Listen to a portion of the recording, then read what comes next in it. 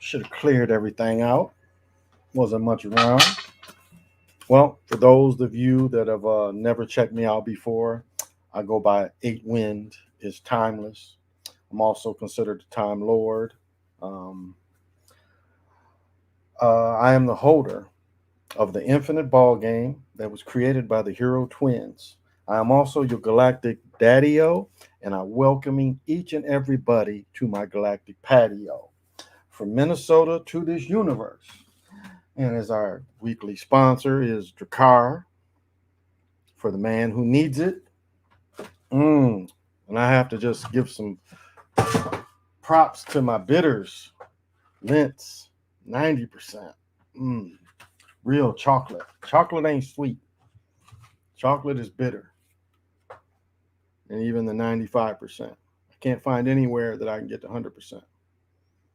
So mints, love it. Perspective Gaming, what is happening? Gosh. Perspective Gaming, how you doing? Anise, thank you for coming. Reese, thank you for joining me. Crazy Sarge, you in here? Hey, brother, I do need to call you. I know that I say that every time, but things are going kind of fast, so I need to talk to you a little bit and see how we can catch these things up to speed. Liquid Fire Mocha, what's happening? Hey, PJ, my man, how is it down there? Um, tell you, up here, we've had some like 28, 29-degree nights. It's gotten cold. Like my heat is on now. Haven't played pickleball outside since last week. It's just been too cold. I think tomorrow I'm going to be able to play pickleball. It's supposed to be like 51, 52, and then back to about 55 by this weekend. So people will come. I almost hooped tonight. I got the times mixed up. We went to the gym too late, but it's there. So next week I'll get to hoop. So get to work out a little bit, and then maybe try to go hoop. I ain't hooped since I tore my Achilles, and that was back in 15. So um, where do I start? Where do I start with all the that's going on? I'll say this: it's funny about them number dudes, them geometry dudes. It's one dude specifically, and his name's Zach, but it's another dude that started with Zach. He said like months ago the Red Sox was going to guaranteed to win, and he made a whole video about it. And then yesterday he's like, "You can't double dip, dude. You made your bed. You said this is who you thought. You said these is the numbers." And then they kind of try to come behind and say, well, I didn't really mean it like that. Doesn't work like that. Again, I forgot Zach was on tonight. I was kind of busy. So I like watching Rambo. Rambo was pretty good information, but missed it.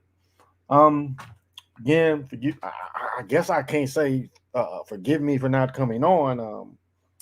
I just really haven't felt that I have anything to say sometimes.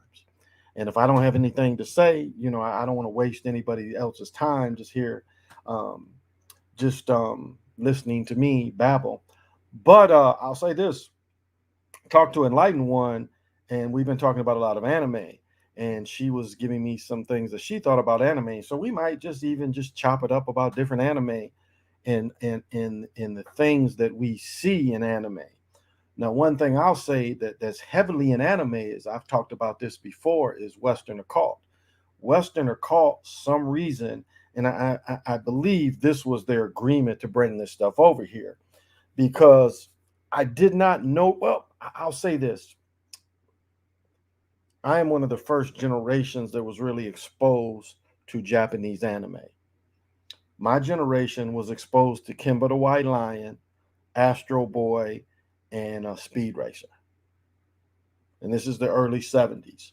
Now, I can't really say people even 2, 3 years older than me might have been too old to kind of watch those kind of things. But from starting in second grade, I started watching Kimba the White Lion. And I've said this before. There was a period where they took Tom and Jerry and the Three Stooges off because the mothers and parents said the shit was too violent.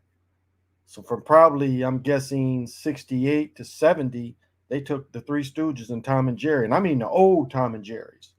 Like when they show on The Simpsons, the mouse and the cat go at it. That's how the old Tom and Jerry's used to be. Very, very, very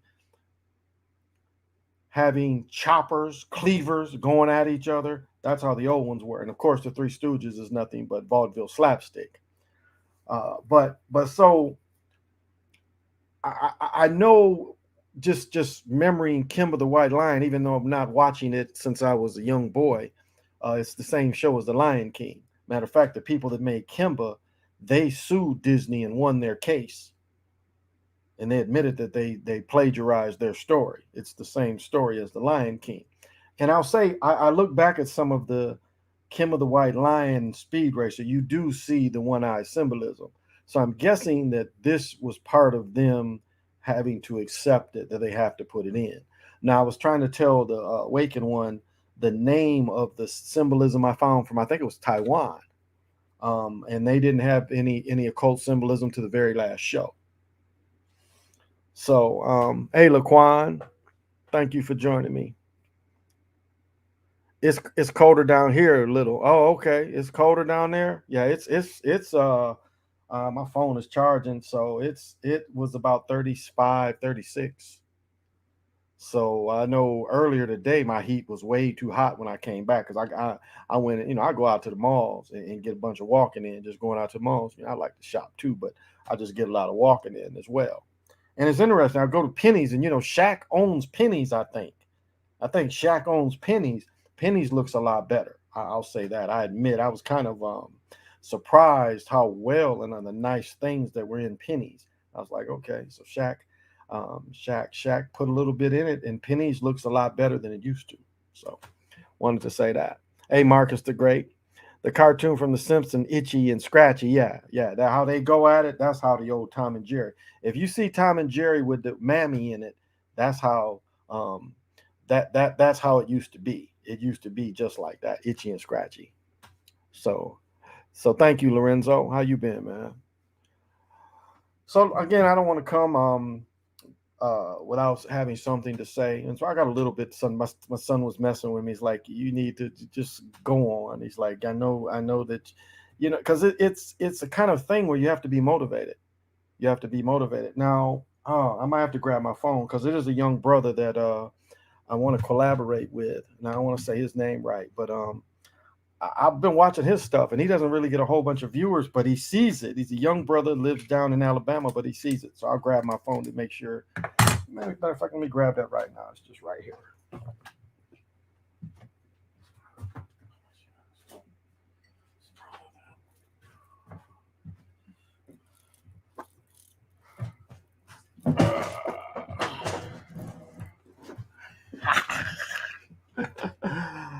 But this young brother, and I'll just like watch his stuff and support him and comment on his stuff because he's a good brother. His name is Master Teacher DeMarco 666, and he is aware of a lot of what's going on today. So if you guys ever see him live, he goes live sometimes, different nights. Sometimes he raps, but he puts a lot of good stuff together. So I do want to say his name. And then tonight, talking about the history of music, I was on Dewan B's I only called in, but he gave a lot of the golden age of American music. He's one of the Craig Fax guys that lives in LA, but he gave a nice history breakdown. And I gave him some of mine. I've said many times how the history of music goes back with me, and not as a performer, but just it being around me. And so it was a good breakdown of the understanding of how music, how it's evolved. It's like some of you people or but some of you like may have never heard The Last Poets, where Gil Scott Heron came from. And I would almost say that hip hop kind of came from them, but even you have to say James Brown. Now, George Clinton has a song that came out in 76 called Take My Funk to P-Funk, and he calls himself the Lollipop Man. What we would basically call rap, that is probably the cadence of rap. Popular hip hop is probably in that song more than The Last Poets, and a little more so than James Brown. But that song's from 76. But to me, and again, he's playing the one. This is George Clinton, but it's Take My Funk to P-Funk, I Want to Get Funked Up. So that song probably gives a little more. What's funny is PJ, you said Atlanta was winning because of Hank Aaron, and I didn't realize he was in such bad shape, even though they knew. He was like in a wheelchair, but he was elderly. But is it the last out, number 44, I think hits the last out or hits the second out. So that's really odd. So it's either the second to last out or the last out. 44 hits it, and you see him making the last out, or he makes the second to the last out. I was like, so this is how they're getting the Hank Aaron tribute in here. So it could have been and Solager, number 12, that hit home runs, that hit really the home run that won it last night. Did you see that Hank Aaron did the same thing in 1957? I don't know if anybody caught that. In 1957, the only year Hank Aaron won a championship, when they were still in Milwaukee, when he played with Bob Feller? I know Eddie Matthews for sure. I'm not sure if Bob Feller was on that team. I could be wrong about Feller. But that team before they moved, because they didn't move to Atlanta till 1966. But if you caught that stat, the brother last night did the same thing as Hank Aaron did. So if anybody caught that. So I turned it, would start doing something else. Hey Marcus, thank you though for joining. If I didn't say that already, Jill, Jill Scott, Gil Scott Heron, Gil Scott Heron. Even before like the revolution will be televised. I want to say that came out, was that 79, 80, one of his individual biggest hits, and Not With the Last Poets. I think that came out in 79, I want to say. So I caught that. That's how I knew he was going to get the MVP. Well, I mean, blast 3 home runs. But I thought game 5 was such a I don't know. It's just like to get an extra game in there, because remember, they hit a grand slam in the first game 5. They hit a grand slam first inning, and then you come back and lose. And like, yeah, they're just trying to get TV. They're just trying to get TV. I'll tell you what, though, I love that trophy. That Willie Mays trophy is sweet. And what's interesting on the Willie Mays trophy, I want to say that's from the 1954 or 56 World Series, where it's a common thing now. But Willie Mays says that he learned this from Don Hudson. And Don Hudson was one of the first dudes that, like, when you're catching a football, when you're running full bore, you're running faster than when you look up. So if you try to just run and look up at the whole time, you slow down. You just automatically slow down. So you turn your head up, you're slowing down. But if you kind of glance in the air and then you keep running and then you glance again where you think it's time, you'll gain ground faster. And Willie Mays was the first one to catch like the overhead football catch of a baseball. And that's what the statue you see. And now that's pretty common. You see players do that. But again, we're talking about 70, 65 years ago, whenever he did it. So I think the statue is really nice. It's a huge statue too. For a while, they went away from giving out big statues. Yeah, that really, I mean, it's a trophy like this. And like, I'm like kind of from the trophy generations. At one time, I had a table just full of trophies, And what's funny is when I started playing semi-pro basketball, that's where I got most of them. It was like every time we played in something, they was giving us trophies. So when trophies break, my exes would get mad at me and break some of the trophies and stuff. And now I don't even have hardly any. Got lost moving and stuff. Box didn't come or whatever. So, it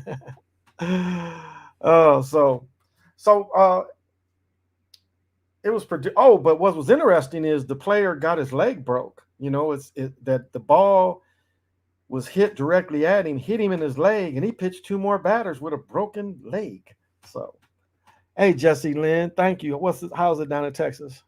You'll be home all day tomorrow? Yeah, okay. Yes, then I'll call you because I'm not going out till later. So I should be able to call early enough. But timelessness to you. Oh, thank you, Jesse Lynn. How's it down there? Is it busy? We had a big day here, in politics. The mayor that was crying to the empty casket of George Floyd. Remember, he went up to the empty casket with what's his name, Kevin Hart and Fabulous, or one of them was behind him that came here like y'all didn't know, and the casket was empty. But Fry won mayor again. They said to keep the police department. They didn't want to disband it, and that's why I showed that number. One time the number was 42, but it looked like it was going to pass. So that all passed. A young brother is the mayor in St. Paul. He got reelected. But I guess the big story is Alchemist Handbook. Thank you for joining me. Hey, James. Well, thank you. I'm glad. I know James live. If you ever see this, he's been asking. So I'm sorry I didn't answer James. But I forgot what so the politics, the red people think that they've gained something. It was interesting. The sister that won in Virginia, lieutenant governor, and she won as a Republican. And it killed that dude to say that it's not parents' business. And when this comes to politics, it's like hardly any rules. And they kept playing that over and over again. The dude saying, you don't have any right to raise your children. Like up here, right now, they've got this thing in the schools. They've just passed this to give it to our children.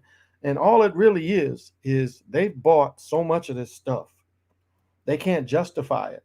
So they want to just break it up and say half doses. Because remember, Biden just blindly bought this stuff. He didn't know how many doses he needed. He blindly bought this stuff. So we are paying. And so now it's in the schools. Now it's in the schools. Let me tell you, I was in Walgreens and watched a lady. They just pretty much, they're redoing the Walgreens I go to. And we're standing in line, and it's like where there'd be a room by itself, they've tore that up. So now they just had a little divider and plucked her right in front of us, pretty much. And I'm like, ain't this some cold shit? Just like, she did it because we watched it. Isn't that illegal? I mean, to administer something like that in front of people? So I thought that was kind of bogus. Made it back to Texas from Mexico late September. All is well down here for the most part. Thanks. Okay. I'm glad you made it. I'm glad you made it. Wow. Yeah, you was down there for a minute. Okay. Good. Good. I'm glad everything. And I would say this, like this winter in Texas, for the people that don't understand, if they predict these cold weathers again, run your water. That's all you got to do is run your water and your pipes won't freeze. When I worked for the water department, the few times it got kind of cold there, that's all you do is you run some water. Moving water will not freeze. I know it's scripted, but I was so enthusiastic and shared tears of joy with the Braves. It made me think of my dad, how I used to spend time with him while we watched the Braves baseball on TBS. Oh, that's sweet. I understand that. I understand that. My younger son and I used to share the same thing. It's funny. I've always loved watching baseball on TV. I mean, going back to when Ernie Banks played for the Cubs, Billy Williams, them dudes, Ferguson Jenkins, and that's on WGN. And then I've told this before. I had an autographed baseball for the championship team of the Detroit Tigers. I can't remember who I got it from, but I had a 1968 championship baseball by every Tiger that played in the World Series. Denny McClain, Willie Brown, Gates Brown, Willie Horton. Yeah. And, Denny McClain had won 32 games that year. So I lost it since. Dusty Baker could never win. I don't think so. I mean, they keep pushing that he's and it's a football coach too, but they keep pushing that he's the coach with the most wins to never win a World Series. So that seems to be his thing, is he's the lovable loser. Because remember, a couple years after he left Washington, it was kind of like Steve Kerr. When they kicked Mark Jackson out of Golden State, then they let Golden State win with Kerr, with basically Mark Jackson's team. And they did the same thing to my cousin Tony Dungy. When they kicked Tony, well, when they traded for Gruden, they fired Tony, and then they traded for Gruden, and then Gruden won. So I want to say this. I know Gruden's an old story, but keep this in mind. With Gruden, what's funny about Gruden is they've been putting the hammer on Gruden. And I know this is an older story. Well, this is not even a real book. But Gruden, Reggie McKenzie, or Reggie McKinley, maybe that's the right name, was the general manager. And when he was the general manager, they hovered around 75% brothers. Every year Gruden was there, it went down. It went like 74%, 72%. So by the time Gruden was fired or forced to resign, it was 67%. So he had almost cut melanated players like 9%. So makes you want to think. What do you think they got winning fines this year in the NBA? Jack, what's happening, Jack? What was interesting, if anybody watched the games tonight, I didn't really watch the first game, but I watched because I was watching the Timberwolves lose. So I didn't really watch the Nets play, but I watched the Timberwolves lose to the Clippers, which they had the game, and they should have beat the Clippers. The Timberwolves have lost 2 in a row. They were 3-1, and then they've lost the last 2 games. I can't remember who they lost last night, but they had the game last night too, but they've lost 2 in a row. But I want to say this is if anybody watched the game, the first half of Curry Curry shooting them long shots and doink. You see they manipulate shots in the first half. And then he finally makes one in the, I think it was the end of the second quarter. And they're like Curry range. And then he has a new dance. So, matter of fact, my dad started a tradition back in '96 when he took me and my brother to our first baseball game. It's funny you say that. I went to see Cleveland a couple weeks ago, and then my daughter's mother, her company had corporate tickets, and so my daughter got to see the game Sunday night with the Cowboys. My daughter was there, and they had good seats. They was on the second level, so my daughter got to see a game, and it's really kind of cool when you go in the stadium and they do that skull thing. I mean, literally all the Vikings fans, like they hit the drum, and all the Vikings fans are like, skull. My daughter liked that. It's like skull, skull. That's really kind of cool because everybody chants it in one. And so my daughter, she loved that part. And then when Cook would get the ball, they like, this is what, the big board go, this is what Cook is cooking. She really got a kick out of that. So my daughter got to go to her first professional game, which I've said before, my first professional game was, so I want to say, what are we? So 71, I saw the Vikings. I was in Michigan at Old Tiger Stadium. I saw the Vikings and the Lions play in Old Tiger Stadium in 1971. That was the first game I saw. That was the very first. So we were around the same age. So, and then now my daughter wants to play basketball after volleyball season just ended. So, start teaching them skills. Start teaching them skills. So we'll see how that goes. It's kind of against girls playing basketball. They has a different effect on girls. I don't know if it's but if that's what she wants to try, doesn't hurt to try. All I can do is give my help. That's all I can do. And if it works for her, it works for her. If it gives her a lifelong habit of staying in shape, so be it. Oh my goodness. It's funny. The funniest tomahawk I saw was the Florida State, and there was a usher on Florida State, and like when they started doing the chop, he was doing both hands in all four directions. He was going like during the chant, he was doing it like he was doing both hands, but he did all four directions. And then I don't know if you guys remember on my old show, I showed the dude that was off. Everybody's going like this, and he's just off. He's just off. And it's a brother. And I don't know if y'all remember that video I made, but he's a brother. They just everybody's doing like this, and he's just off beat. So, but that brother cracked me up. He was just, it was like dude was ushering, and next thing you know, when everybody was doing this, he was like all four directions. You know how like you would do the running man, and you would do the running man in every direction. Funny to watch in the old days. Watch a crackhead do the running man. It's like they Flash Gordon, super Flash Gordon. So,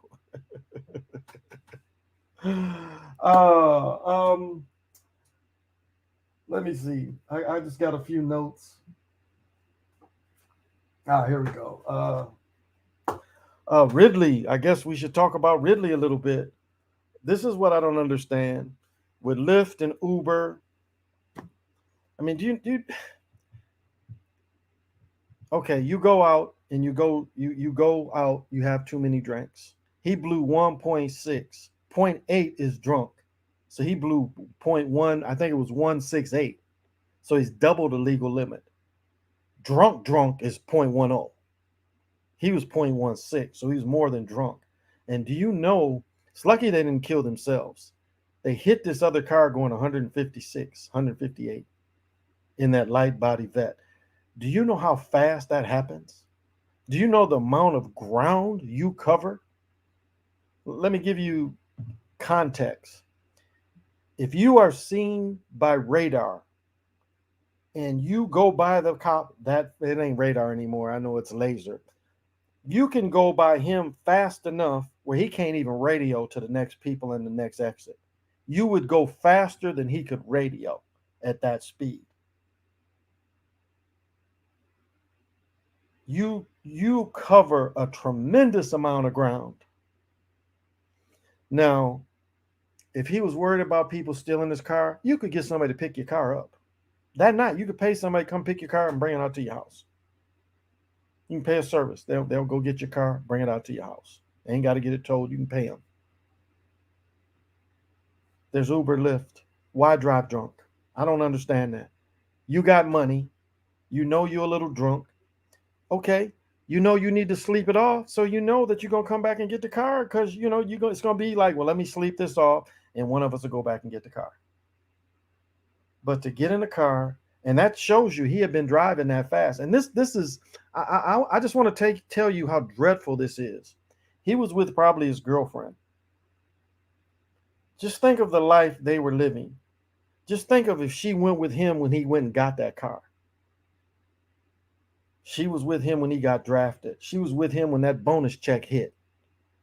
They've been making all this money, living this good life. And because some immature acting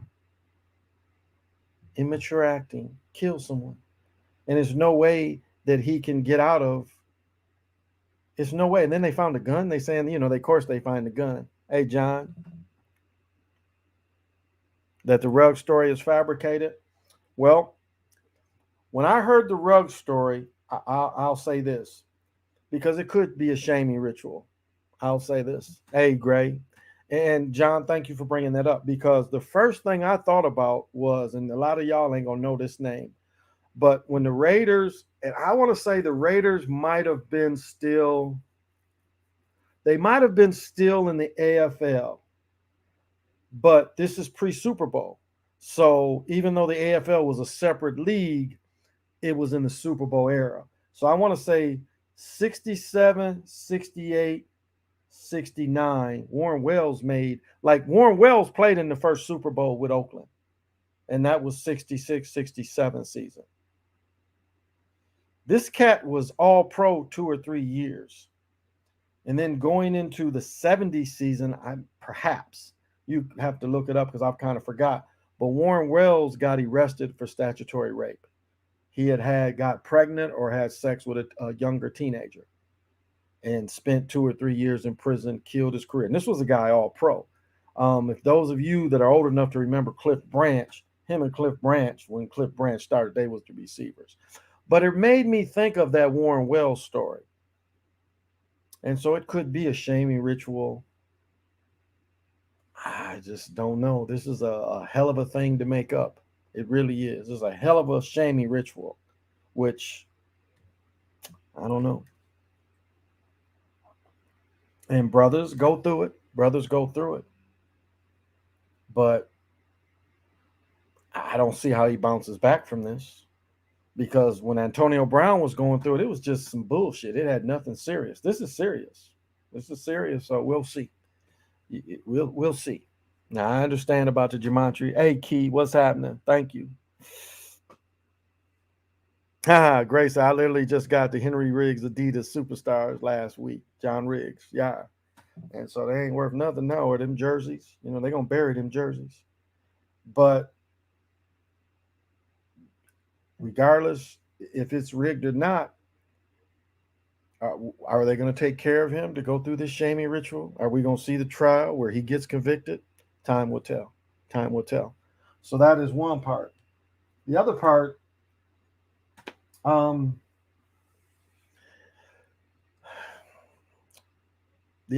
say this. Shout out to my city parade. Yeah. Atlanta's going to have the parade this tomorrow, because I was trying to wonder. I was talking to the lighting one because she's down in that area. And she was like, I was like, yeah, isn't the parade coming up? She's like, well, what happened? I'm like, the Braves won the World Series. She said, Atlanta won the World Series. I'm like, yeah. So she didn't even know that they had won. So yeah, the parade is Friday. Okay.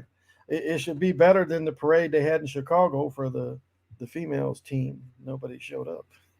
So it'd probably be a little more involved than that.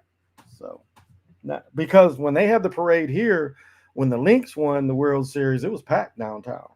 They had 2 or 3 years the Lynx won. It was always big crowds for that. But the games was because that place holds 17,000, 18,000. The games was selling out. Well, Lorenzo they say it's Friday. Okay. And I bet the weather's going to be decent, because you guys still got the 60s, I imagine, down in Atlanta. So it should be cool for y'all. Go down there and check it out. Um, but I want to say this as far as illusionary things, and I've talked about several illusions if you've watched my last shows, and I seem to be keep getting caught up with vehicles and illusion. Um, how should I tell this story? Because this just happened to me last weekend. So last weekend, uh, I had to dispose of this wooden drawer, and you know how people put furniture out to see if anybody wants it. My daughter's mother had put hers out, and so I was like, I'll take care of it. And what somebody did is somebody took all the drawers. Now I don't know if they took the drawers as a joke or they took the drawers because they fit somewhere else, because that stuff is pretty specific when you have furniture like that. Maybe they saw some value in the drawers, so they just left the frame. So I beat the frame apart and just threw it away in my dumpster. So to get the like, so it's like just a skeleton left. I didn't beat the hell out of it. It's nothing hardly left just to really knock it apart. And then I just put it and throw it in the dumpster. So I pull in because I didn't tell this part of the story. My daughter lived with me last week because her mother had to go out of town for business. So my daughter was living with me. So we were kind of going over there every day. Or we was, to feed the animals and stuff. And my daughter was still walking where she lives from school, walking home. And I just meet her over there after school. But anyway, so I pull into the parking lot, I pull into their driveway, and I pull to the side of the curb. There's nobody behind me. This is a very small street, very little traffic.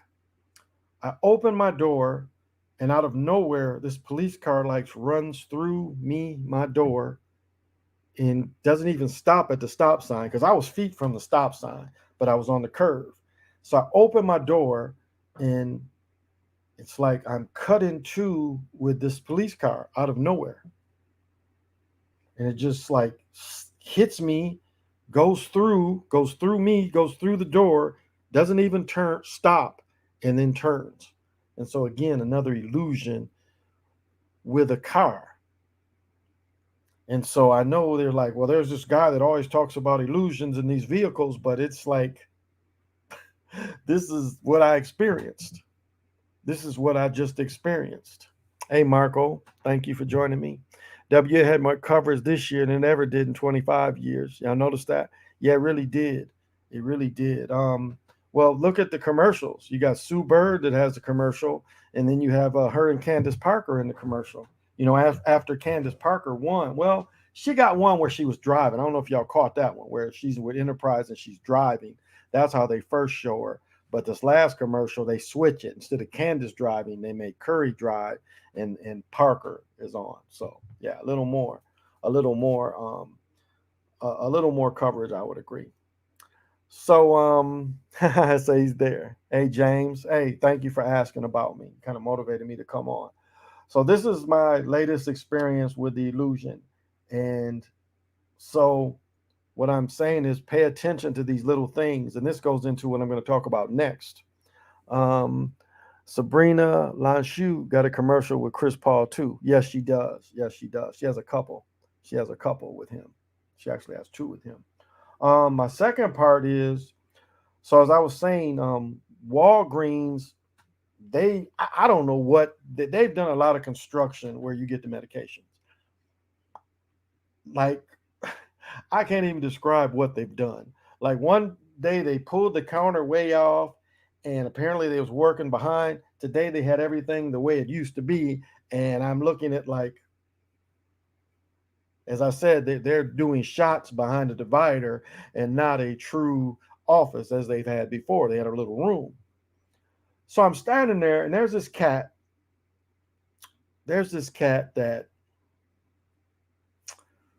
maybe from India, maybe, can't tell. Pakistan could be. Didn't seem like a Muslim though, so I would say more India, um, maybe Burma. Darker cat, and not paying much attention to him. He masoned up. He had his suit on, masoned up. But I was waiting in line, and I was actually, they were going to get my stuff, and it took them a minute to get my stuff. So I'm just sitting there, and I'm not really, I'm just kind of just hanging out, waiting for them to bring me my medications.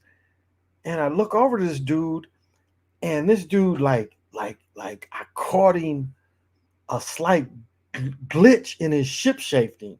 I caught it. I was like, wow. It's like I caught that little change in him. It's like he had to adjust, and I caught when he adjusted.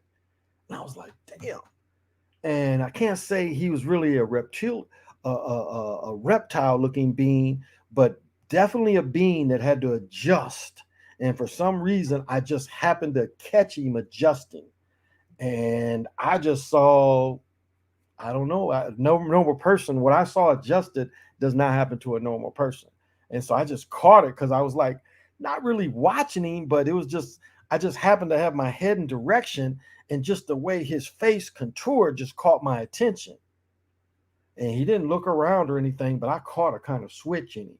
I caught where, like, especially his eyes, it was like just something like a void hit his eyes, and he had to reconfigure that part of his face to keep his eye parts like eyes. It was like something came apart there, and I caught it.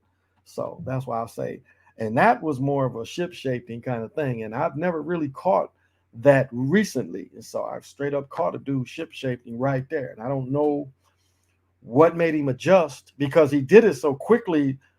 And again, people there are busy. The people are looking at computers, and everybody's waiting in line, and they're not. But I just happened to catch him, and I don't know. I couldn't tell you what kind of being he was, but skinwalker, Marco. I would say more of a ship shaped than a skinwalker. So that's would be my guess. They fucking with our weather here. High 70 Monday with the lows in the 40s. Um, yeah, he was something definitely different. Very well, Lorenzo could have been an alien. Very well. Very well, definitely could have been an alien. So I caught him doing some kind of adjusting. I was like, oh, I didn't expect to see that. So I wanted to share that with everybody. It's too bad I wasn't taping and had the phone out or messing with it, because I didn't. And I could have caught that. And that would have been great to catch what he did.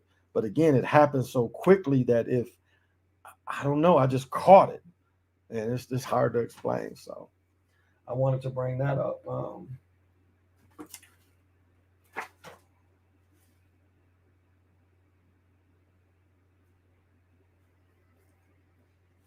So I wanted to. Oh, okay, yeah. So I wanted to put that out there, and yeah, I talked about that already. But I guess down in Texas, in Austin, Texas, they voted to not hire more officers, and the way they responded, the way that the union has responded, was not responding to calls. So before, it was the thing to put out there that they needed more officers, they could respond to calls. But now the people vote down and say, we're not going to give you a budget to make your police force any larger. They saying they can't respond to calls. There ain't enough people. And we know when they don't respond to calls, it ain't like they don't respond to all the calls. They don't respond to the melanated areas calls. So faster than light, it could have been. It could have been faster than light, but I caught it. And again, the person that was helping him went back into, how they go back around where all the medications are, went back into there, and they wouldn't even saw it. And I was standing like, they have three different registers. I was standing, I want to say I was standing registered next to him at first, because first I was behind him, and then he was to my right, and I just caught whatever he did with his face. Yeah, I caught it. Now the weather here again, yesterday it's been in the 40s in the daytime, and it's got down to 29. So like in the morning, if you don't park in your inside, you have frost on your windshield, and that's why I've been telling my son, like, you gotta, because in the summer my garage is used as an apartment basically. So I'm like, you got to push all that shit back, because I need to park back in there. Raiders could be doing what the Braves did, do sacrifices to get in championship. Also, they play in this new stadium just like the Braves. That's a good point too. That's a good point too. They always want to give something up, and he just could be sacrificed for that, and they gonna make him pay. It was funny. Somebody that I follow that talks about sports, and they talk about the fixing in different ways, but they talked about the same thing, that it could be that kind of ritual. But oh, my point was they put out a thing. You know how you can put out do you think how much time? And most people thought he should only get 2 to 5 years. That was interesting. So it was interesting where most people knew it was a death, but he's going to get reckless. He's going to get and being drunk. So, and it's called what is it, a felonious? No, it's called trying to think of the type of assault with a car when you kill someone. So he's gonna have like 3, 4 charges. Then they said they found a gun. So we'll see. As you know, we got to pay to play. That's a good point, Lorenzo. That's a good point too, PJ. But that could be very well could be the type of ritual for that. That's a good point and something worth considering, because you can't put anything past them the way they're doing things. And then remember, Derek Carr had a DUI as well. I think that's the reason why they had him up there, is because he had the DUI. So they had him, and he's like, well, I've got my faith. That's a crutch, a lot of people. But I'll say this, religion is a crutch that, like now, if you're trying to avoid this thing, in some places, a religion can help you avoid it. So if you have the relationship with the religion, they might be able to help you avoid this thing. So, I mean, a lot of times religion is a social thing. That's why some people that even join the Masons, they join it because of the social part of it. Some people, it's the same thing for church. There's some people that their only social time is through the church. That is how their social life gathers, is through the church. They do things with church people. You see the same thing, like people that join the Boule. They do the same thing. These fraternity people. You've got people that still do fraternity functions well into their 60s. Like some of my teammates that's Kappas and again Boule, they do functions well right now. Now they still do functions. They never leave that kind of thing. Matter of fact, my friend that's in DC, my teammate that's a Kappa, they got some award for the government of Maryland. So they are still in this thing. And it cracks me up. They get on young children, young men, they throw gang signs, but yet you have these fraternities that throw the same Mason signs that they do. They throw the same Mason signs that these other places do. So it's interesting. Like, hey, homie, thank you for joining me. Hey, Mo Ray. Just trying to do it in between your talk break. Yeah. So this is something to consider. But I just find it funny that you have all these old men in their 60s throwing hand signs. So is every Boule evil? No, every Boule is not evil. Every Boule person doesn't necessarily know. That's why it's funny about LeBron. Boule is number one thing they is about is education. And here LeBron is in the Boule, but didn't go to college. But yet he has the big symbol on his chest. Now, if you really looked at what the Boule stand for, he's against what they stand for because he made his way without education. Right? Boule is about education. You get education, you get into the corporate world through education. So, speaking of religion, I got called out by an idiot that has to be a Yankee. Okay. Just saw Harlem Nights for the first time, G. You remind me of Richard Pryor. Yeah, some of my timing a little bit. I grew up on his jokes, so my jokes, my timing is a lot of you want to hear a joke? A lot of that. You want to hear a joke? Yeah, you want to hear a joke? Please go away. Go do what you're doing. Thank you. So that doesn't surprise me. It has to be slave Braves. They won it in November, 59 days in the year. Astros won 95 games in the regular season. Slave equals 59. The Astros won the same amount of games the year the Braves won their last World Series. That's interesting. Thank you for joining, Moray. That is interesting.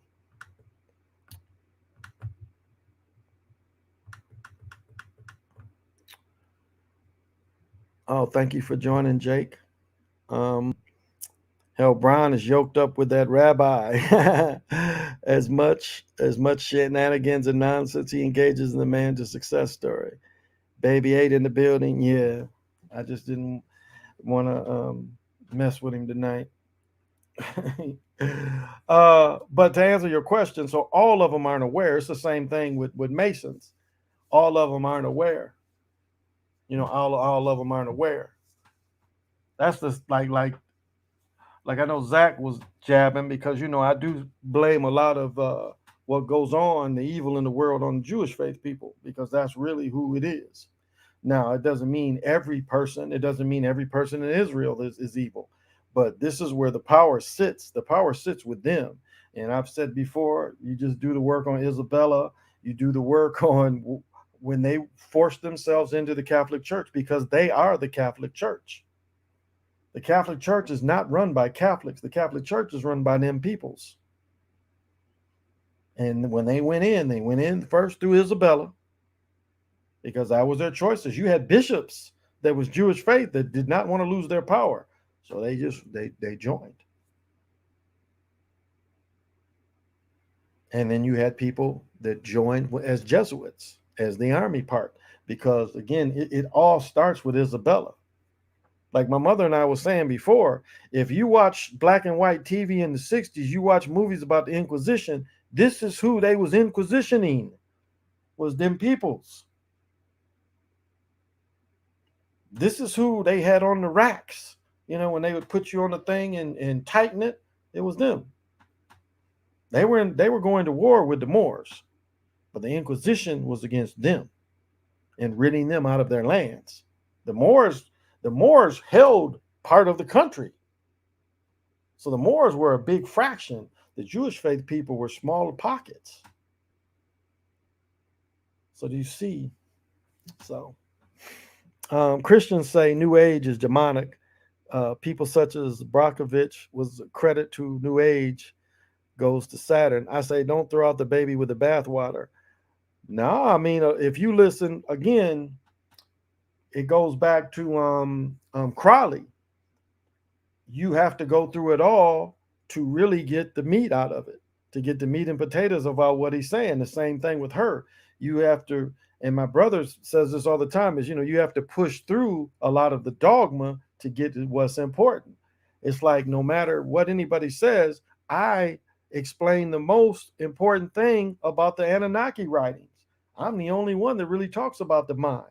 I know Bomber mentioned it, but he didn't mention it like I mentioned it. As this AI we kind of see today is that thing. So out of going through all those writings by Stinson, that is the most important thing Stinson gave us. He tells you what that thing is, and that's the two evils that face us now. Is the coming to life of the mind, the full realization of the mind, being backed by the Jewish faith folks. That's just the way it is. You can't sugarcoat it. And all Jewish faith people, no, they're not all evil. They don't all know. And that goes back to saying, is all Boule evil? No, because all of them don't know. All of them are not shared. That's like the Masons going up so many degrees. Everyone doesn't get the information. Everyone gets like the top dirt. It's like when you go dig a plant, you got the dirt so deep. Everybody doesn't get the deep dirt. Everybody doesn't get to go deep. So some of these people are in this thing and they have no idea what's behind it. They don't get to see the wizard behind the curtain. They don't even know it's a curtain. Some people involved don't even know it's a curtain there. For the first time, how old am I? I am 60. I turned 60 in June. I was born in 61. So I turned 60 in June. So, yeah. Hey, peace and love back to you. Thank Chief Maite. Thank you. So yeah, I'm 60. So, but I love to study. I want to show this again.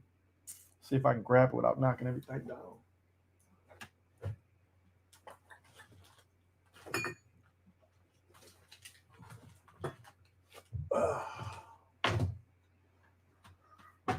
And it's funny, when I went to my doctor's office, nurse asked me, and this is one of the few books that you can study about dying and what you can kind of expect. Dying. And I've about knocked this edition out.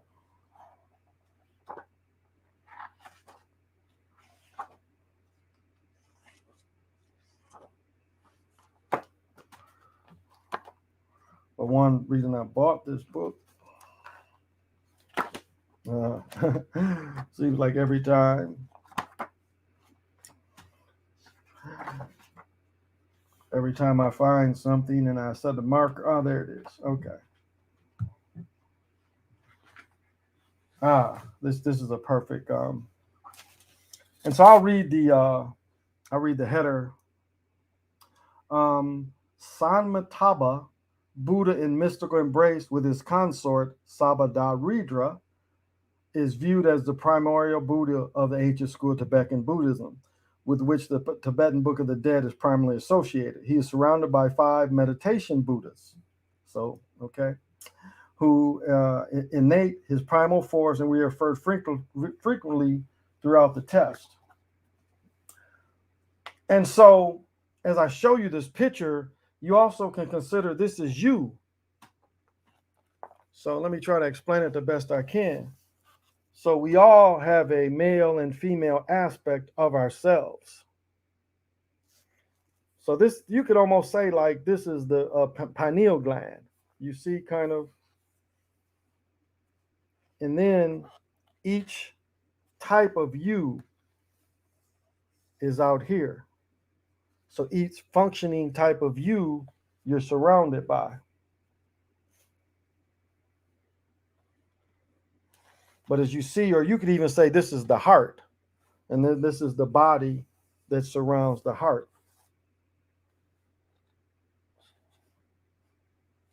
But this is the proper pose of how we are together with our female equal or our male equal. I mean, whatever the female-male dynamic is with you. So this is the male, and then this is the female. And then this is the consciousness that each makes up your different aspects of you.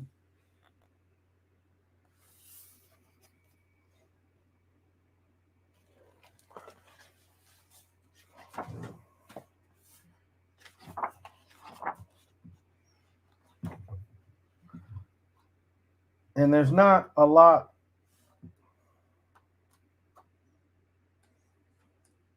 of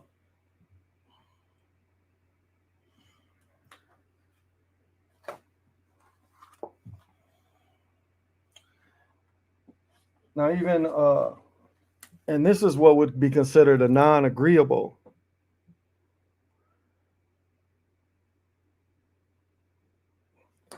And even in here is a part of what's called the gatekeepers.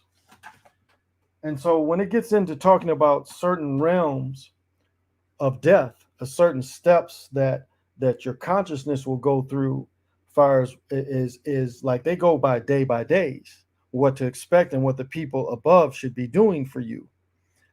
But it shows you, as I said before, the key is to show an unagreeable entity to make it agreeable with you. Remember when they came to see the Sphinx, the Sphinx gives a riddle, and you had to solve the riddle. Well, the riddle, the metaphor is to make something non-agreeable agreeable.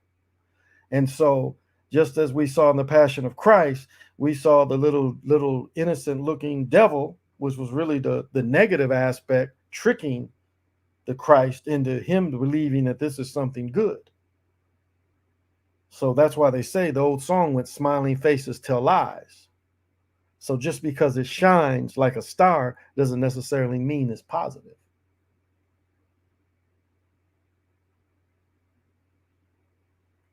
And so just because if you leave your body and you come onto something that you can't even imagine, it's so gross looking, you can't take it that it's negative. You can't just run from it because it appears to be negative. Again, I was taught my whole life to face fear. And the same thing when you leave your body, you have these same kind of, what do they call it, fight or flight kind of things. Because again, if you've never meditated and never seriously tried to go as far as you could go, when death comes upon you, a lot of these things will be new to you. And so that's why it's best to kind of experience some of this before you get to that aspect. So this, you understand it. So you can just come into, when you see the faults, you can just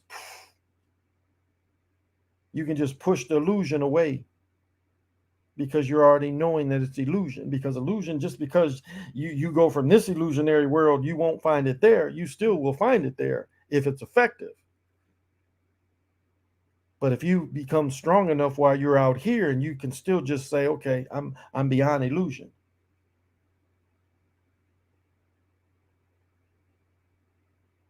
So keep that in mind. It's as you learn and work through your meditations. Just because something smiles at you doesn't mean it's positive. Just as something frowns doesn't mean it's negative. So, wanted to Henry Ruggs. Yeah, we've been talking about that. We've been talking about that, James. We was talking about Henry, and it doesn't look good for the brother. It's a bad look. Everything's glittering ain't gold. There you go. And it could be a shaming ritual for him, or it could be he killed somebody because he was stupid. And in a car like that, it ain't hard to make it go fast really quick.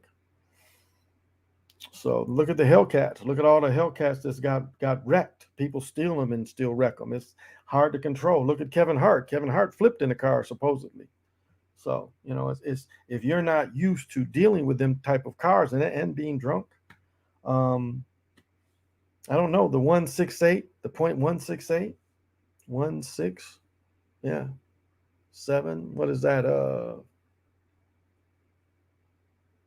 Still comes up. His number was 11, right? So that didn't even come to 11. So I don't know. I tend to think, and you notice I didn't say believe. I tend to think this is kind of beyond shaming. I think he was stupid. So could it have been a hoax? Possibly. But this was something they didn't have to hoax. This is something that stupid ass young people do. So could be, could not be. What do you think about Matt from Quantum of Consciousness in his K through 12 levels? Let me say this, and I'll draw what he drew, and I'm gonna tell you what he drew in the steps. But he drew this really interesting. In Quantum of Consciousness, this is his work, and I'm gonna show you the beautiful part of what he did. So pretty much what he was saying is if you look at us on a graph and you look at us as complete awareness, as you go on your life and you're trying to get the most awareness you can get, but there are so many things of deception that will take you off your square and put you into the void, the fog. He calls it the bog. Now, as you all know, I am the holder of the infinite ball game. So I do dip in to explain how they do it. But see, this is the thing is when you dip into this, you can't stay locked into this. There are so many stories to keep you locked into this deception, and instead of keeping you, and it shouldn't even be both ways. You just want to go up. And so as you just want to go up, but you have to look at what is bullshit. What is bullshit and what's trying to keep you locked into this. That's some excellent work he did. And like his 1 through 12 steps is interesting. And he's one of the few that I think gets the illusion and sees the illusion as much as I do. But this, what he put together, was really fascinating. And again, I'm not taking credit for his work, but this is the point. This is what they want to do. Now, I call this distraction. But the point is how deep will you stay in distraction? because some people can move through it, and you just dip and come back, dip and come back, and dip and come back.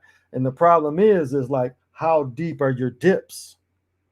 So when distraction comes, how deep are you here to try to make it back to here to go straight up? And that's the problem. It's like, if you are just doing these little small patterns, you should be okay. But what happens is, a lot of us, we bite it. This bullshit comes and we believe it. Shouldn't believe anything. You should only know. But that's what happens is we come too deep into this. And so what happens is, instead of you staying around this pole, in and out, you go so deep where you only go back this far, but you stay in the fog, you stay in the bog. And so you just keep getting deeper, and instead of going up with your awareness, you are giving it away to the mind. You are getting sucked in. And so, like, I don't agree with everything the motherfucker says, but there's some good positive things that he says that I tend to understand, and it's worth mentioning. And that part especially. My homie just got a DUI and failure to stop, and he was a good guy, but he got a new Jeep and was being stupid. Hey, read my soul. That happens too often. Too often is you get a new car and you can't handle it. Now, when Jeeps have a little bit of lift to them, it takes a while the way they turn and everything. SUVs especially. Remember, Derek Brooks died. Remember Derek Brooks that used to play for the Kansas City Chiefs? I think he was number 58. He got killed in a truck driving too fast during an ice storm, flipped in a truck. Because a lot of people think that you get in a 4-wheel drive that you can flip, that you're not going, you keep balance, and you don't. Like, I've told this story, and this story goes back probably to 19. It was New Year's of 19. Yeah, so it went from 18 into 19. And I was driving, and it was like just really spitting. I hated I had to go all the way to Minneapolis, because it takes me, a day like that, it took me a good 45 minutes. Normally it takes me about 25 to 30 minutes. And as I was driving, I had a vision of a crash. But in the vision, I was in the crash. And the vision was where the like my truck, the front of it, but the front of my truck was tore off, and I was facing like just the winner sitting in my car, kind of in shock. But I had that vision. Well, in the meantime, there was this Cadillac in front of me, and this Cadillac was just driving recklessly. Again, it's like sleeting. It's snow-covered sleeting. And sure enough, about 3 miles down the road, I saw this truck had hit another car, tore the front end off of it, and I passed by the vision I had minutes or probably 10 minutes before.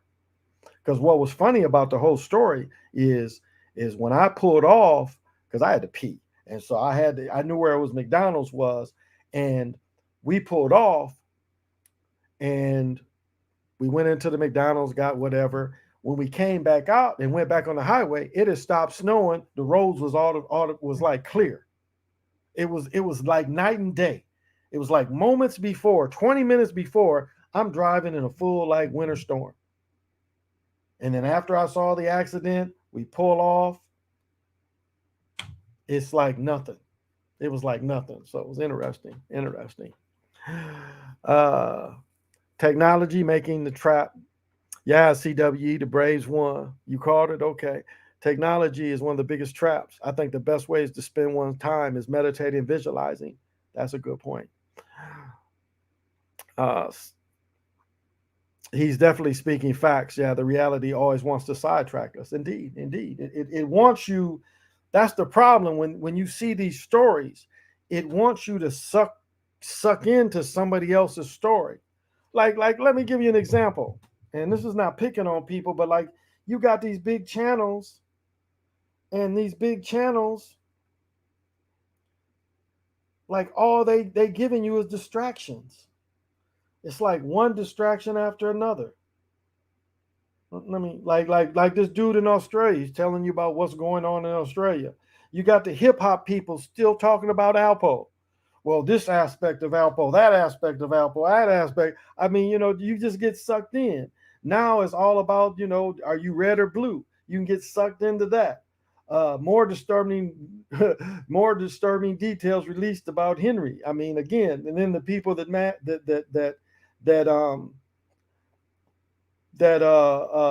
bash women. You can get into that, bashing sisters.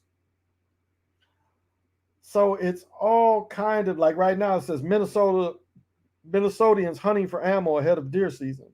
It's because it's some ammo shortages. So it's just like if Facebook is the worst. Facebook is just one distraction after another, after another, after another, and it can stop you on your own spiritual journey. Is the point? You can really get pulled off. Ricky Wu, how do you feel about Jesus and Christianity? Oh, right. Can you talk about Europeans and history of cannibalism? Okay, I'll hit that first. And so, Hey, Mom. wow, I'll answer your question. I'll come back to that.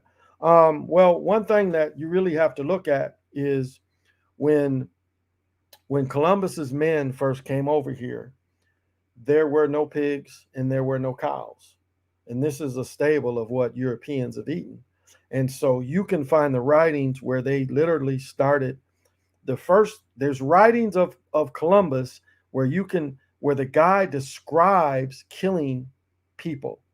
And I think this is the earliest writing that they describe that the best type of humans to eat is young humans, like babies and 1-year-olds.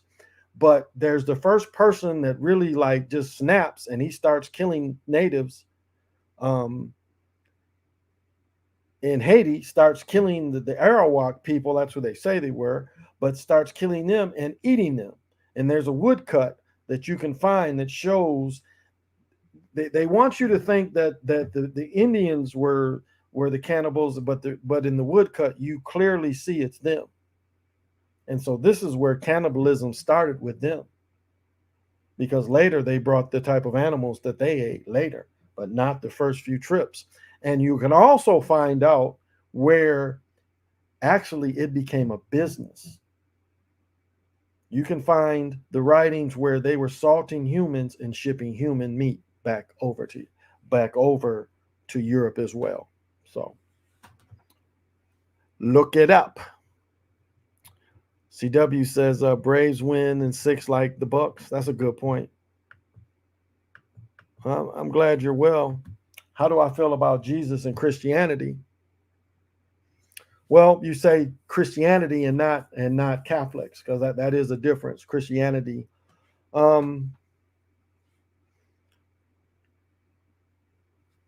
If you, well, I've said this many times before.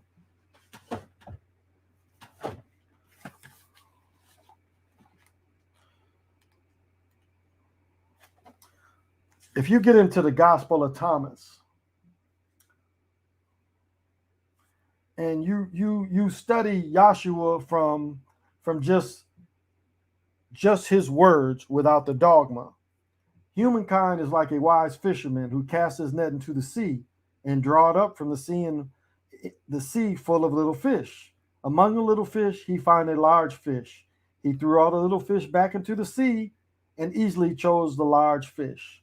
Those of you that have ears will hear.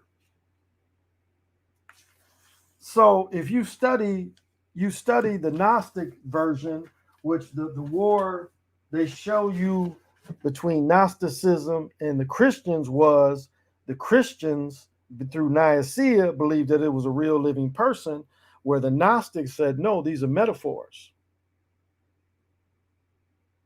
Now, if we're just going on one of the most beautiful things that's in the Bible, it says love each other. As I close my show, the Mayan says, I am another yourself. Treat me as you would treat yourself. So from them aspects of just that pure love of our fellow man and helping our fellow man and helping those who need help, that's a beautiful thing. That should be universal. Now, the problem is when you take Christianity, you have to take the dogma with it, because Christianity says that this was a living being. And that comes with dogma. And if you look at like truth, there's no argument in truth. You can debate it, but there's really no argument. Dogma, it's so much to debate. Because once you look at it as dogma and interpretation, so you're not really talking about Yahshua anymore. You're talking about interpretation of a movement of dogma. So I guess that is my thoughts on it. I was thinking about getting off of YouTube. Almost no one on YouTube makes it. No, they don't. No, they don't. Fluff. That's why like the rich people are fakely rich. I've said before on my other channel, the same TV. I might have even had my Note 9. Zach shared my work and that of Damon beating OKC, and I showed how that was a manipulated shot. That did 100,000 views on Zach channels because he shared it. My best was doing the Andy Dalton being hit late.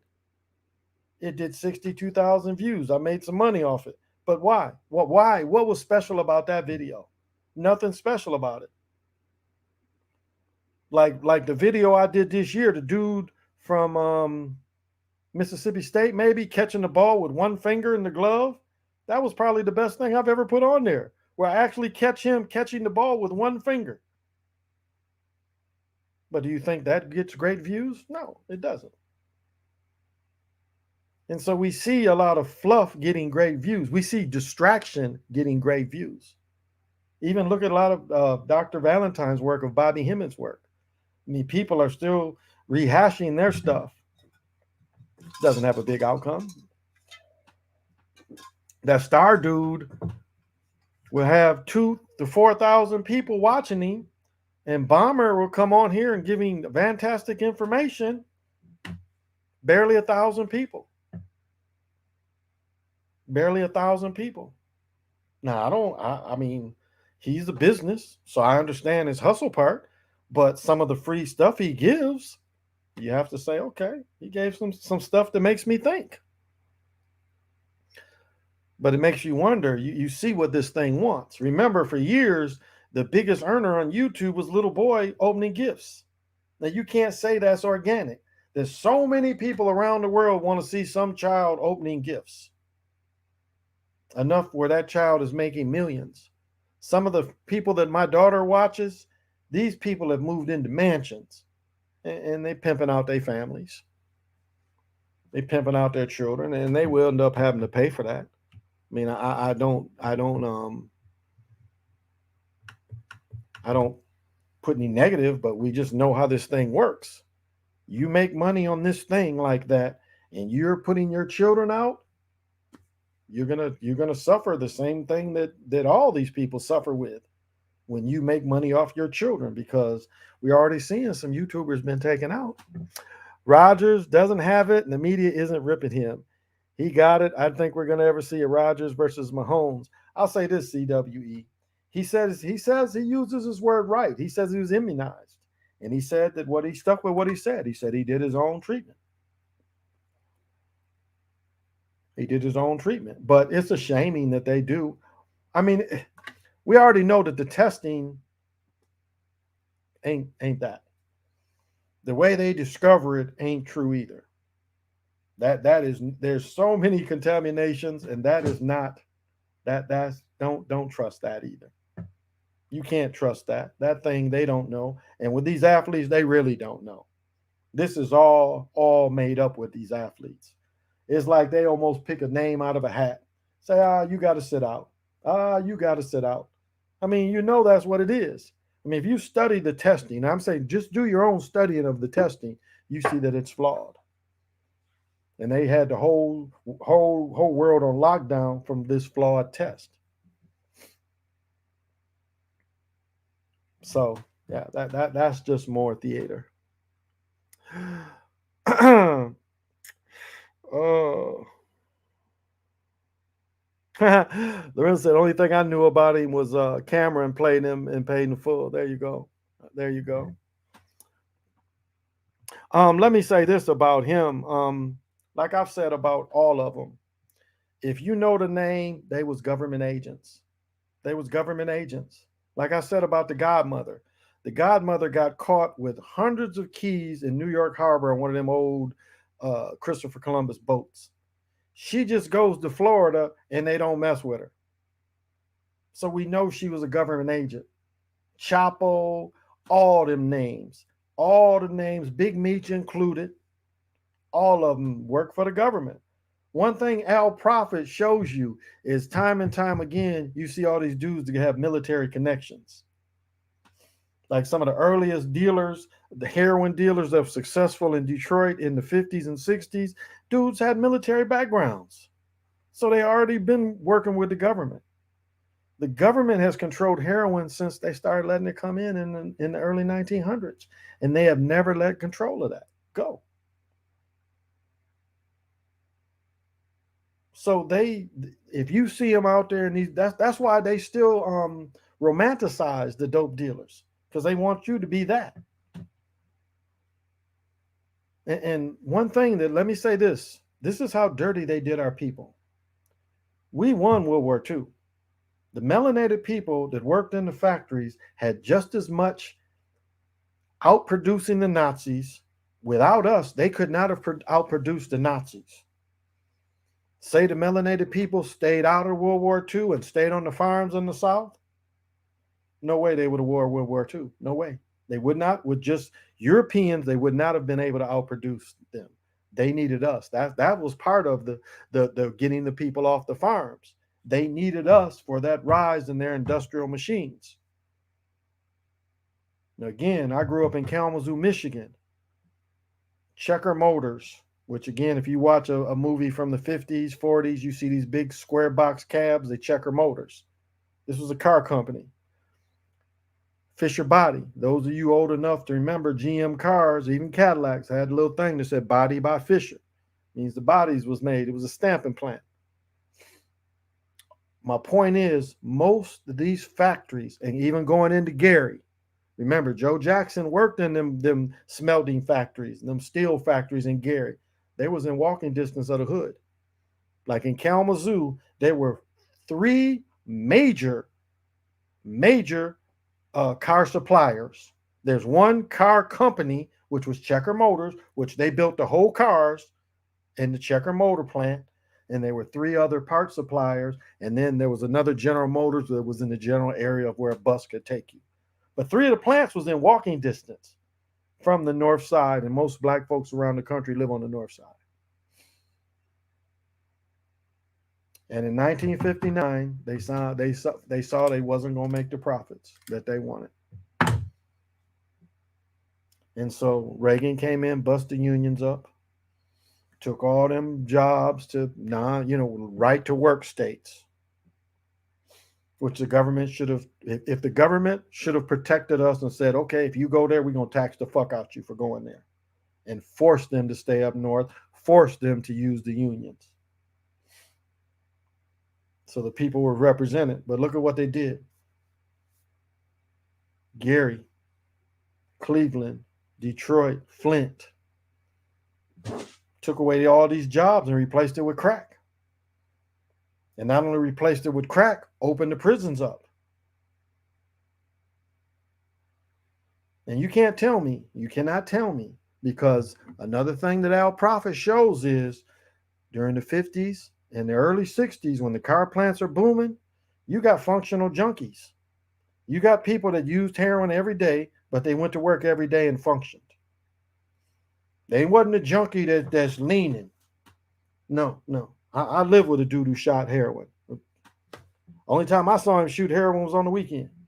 I could be wrong. He could have been spiking during the week too, but he worked hard. I worked for the water department. He worked where he had to working in mud every day, working, digging dirt and being in dirt every day, stalling shit. I worked for the water side, so I didn't have to work that hard. I worked longer than he had, but he worked hard every day. He wasn't ever at work just, out of it.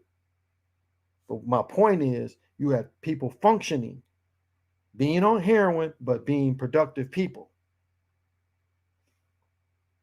So that these areas wasn't destroyed. But my point of bringing this up is this. You don't think if people had opportunity to be a middle-class person or sell dope, that person wouldn't gladly went into the factories. It's like even my own life. If sports didn't work out for me, I had every intention of going up into General Motors. And I've told this story before. My freshman year, I come home. My dad gets my best friend a job because they did internships. My friend was running on a track scholarship going to Michigan. So he came to me, he said, "You think your dad can get me in for the summer?" I was like, "Hey, Dad, Jimmy want to get in." He's like, "Tell Jimmy to come out there." Jimmy's making big money. So the next year, I'm thinking that I'm going to get in there. And then my dad comes back and says, "I'm sorry, they stopped doing internships. It was the beginning of the end." So, when I graduated, you had to have went to college to get into the internship. So out of high school, I would have had to just go in and start working, being in the union, start working. But going to college, it was my anticipation. Making back in 1980, probably making $20 an hour, and by the summer '80, well, I was gonna make enough money to give me a car. That was what I was hoping for. Sure enough, the job wasn't there. And like one thing that my dad did for my family is his father, his father-in-law, his brothers, his cousins. I could say it was at least 10 of us of the family that worked in that plant that my father got up in there. At least 10 people.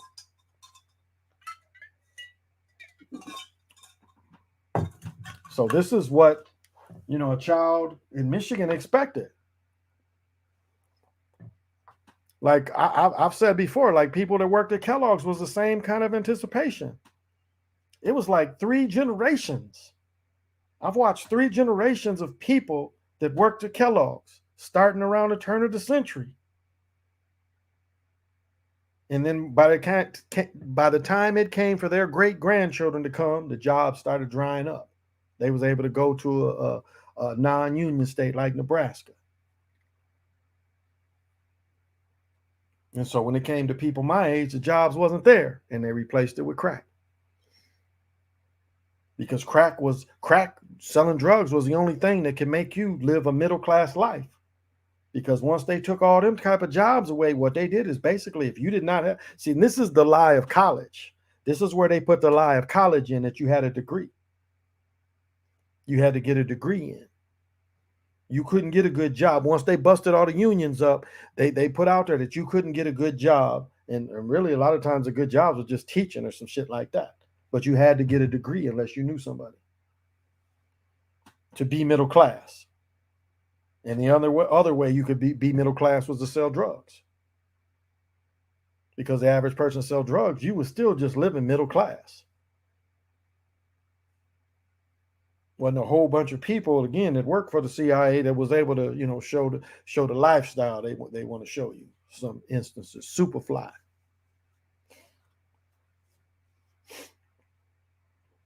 And so this was the American dream, that you be a solid person all the way going to high school. You graduate and you go right into working a decent job. And let's go back to what Henry Ford did. Henry Ford was the first one that paid $25 a week. When his other ones, Chrysler, General Motors, was paying $11, $12 a week.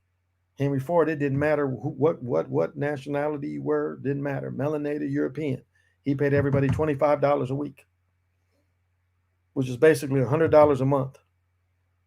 And it was a time where $100 a month, you could buy a house, raise a family, send your children to college. $100 a month, you could buy a house.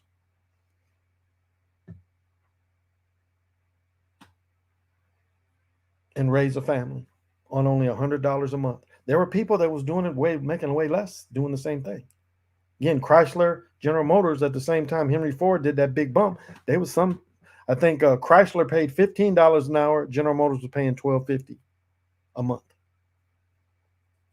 And Henry Ford, $25 a week. A week. $25 a week. So one was making $15 a week. The other was making 12 something a week.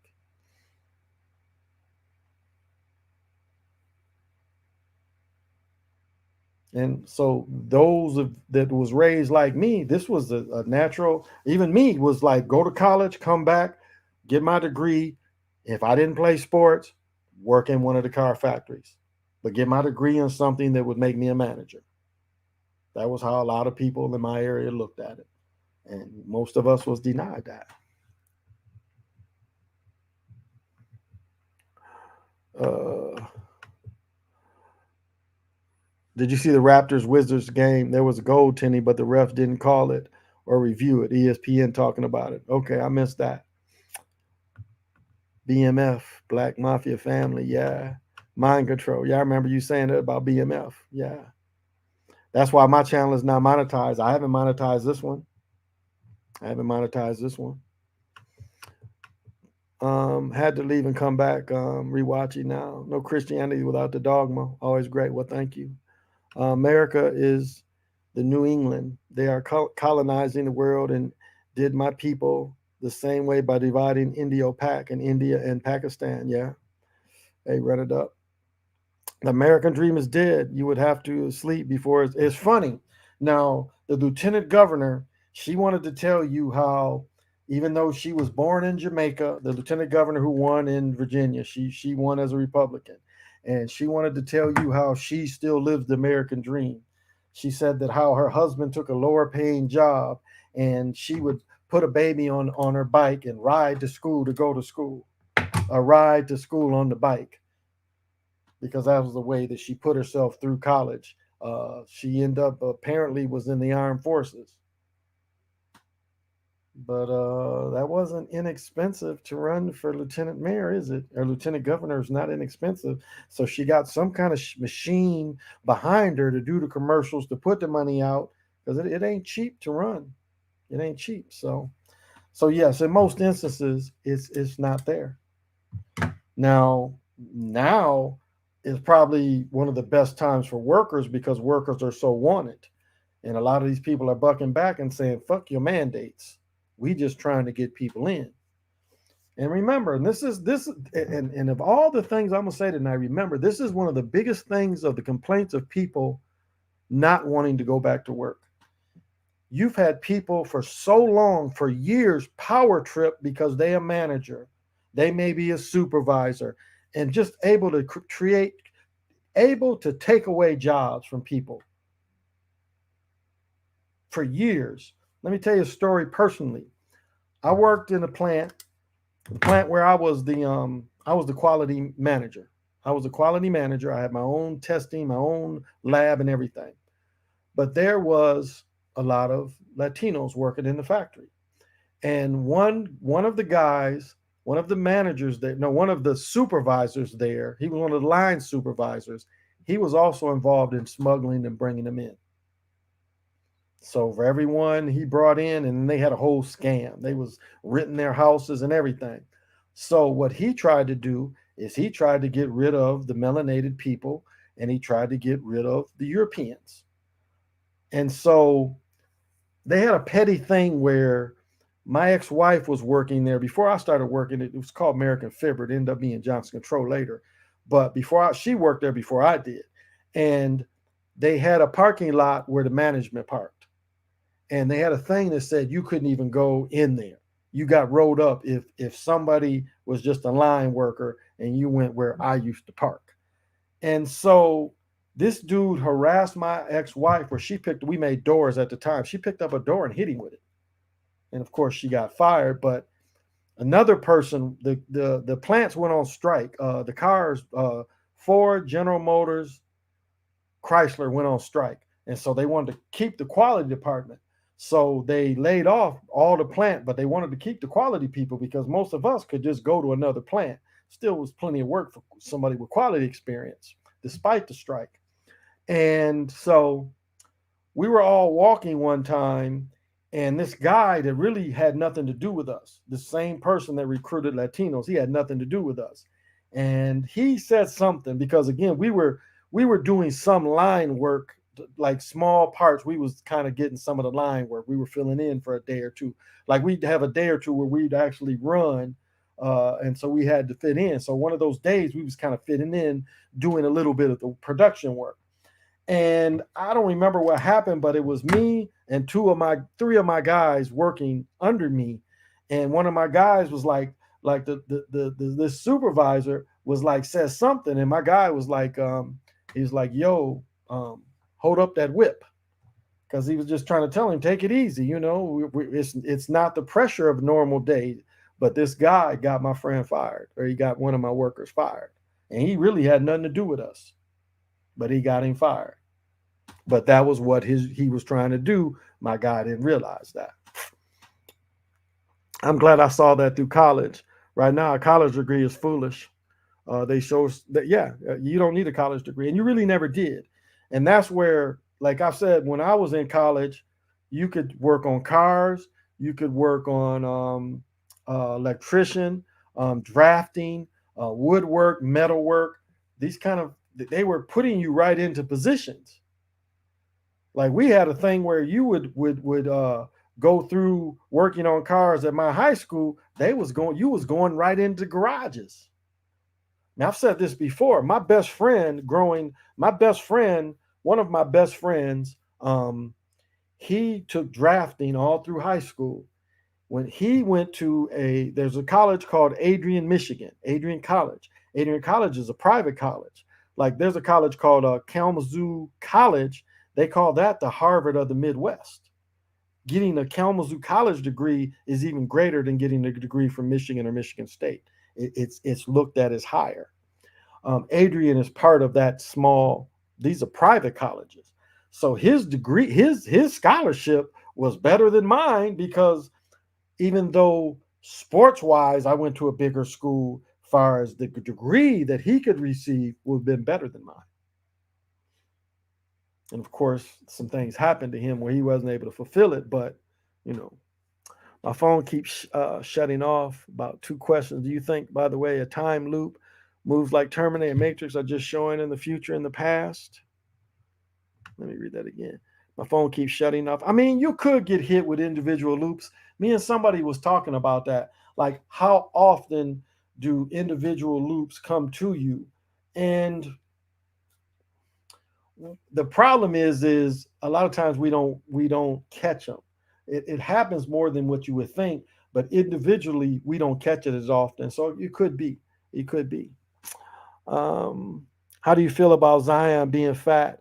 He might eat his way out of the NBA. I mean, Tractor Trailer was no different, and Trailer was even shorter than him. Remember Tractor Trailer? Pig Miller, very similar kind of dude. But Truck Robertson wasn't in great shape. Charles Barkley was a dude who didn't hoop in the summertime. He didn't love hooping. He was a country dude from Alabama. He never went through hooping with the best hoopers in the country. Not being from Alabama. What kind of competition do you think Charles Barkley played against in Alabama?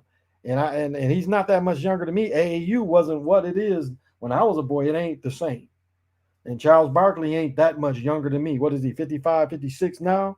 So AAU wasn't like it is now back then. So Charles Barkley didn't play against great players in high school. So his body was never toned like that. And I want to say Zion is Zion 6'7", Charles Barkley more like 6'5", maybe 6'5.5". Because Dr. J is 6'6", and Michael Jordan's shorter than Dr. J. And then Charles Barkley and Michael Jordan is about, maybe Barkley's a little shorter than Jordan. So he wasn't able, no great shape dude either. So, but just the wear and tear on that frame. And you just want to be in shape. Being in shape takes away injuries, and it could be a kind of shaming of him too. You think about pointing this crisis out to people who are in the big, or is it okay because this is a desperate situation now? No, I would say don't. Don't. You can't save anybody anymore. Everybody out there, we're beyond saving anybody. Your aim should never be to save anybody anyway. You can only save yourself. Like when I was showing this is only for you.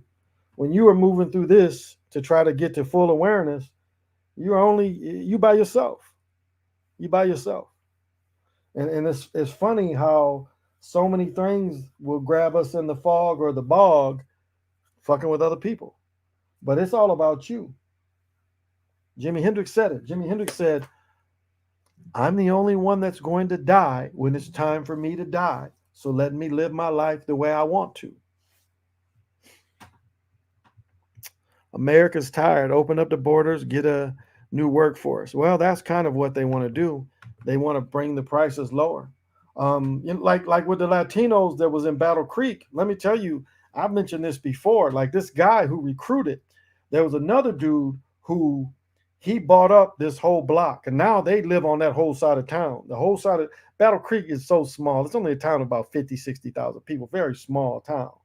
And this whole that used to be 3 or 4 blocks is now a whole side of town of this small town that mostly Latinos took over.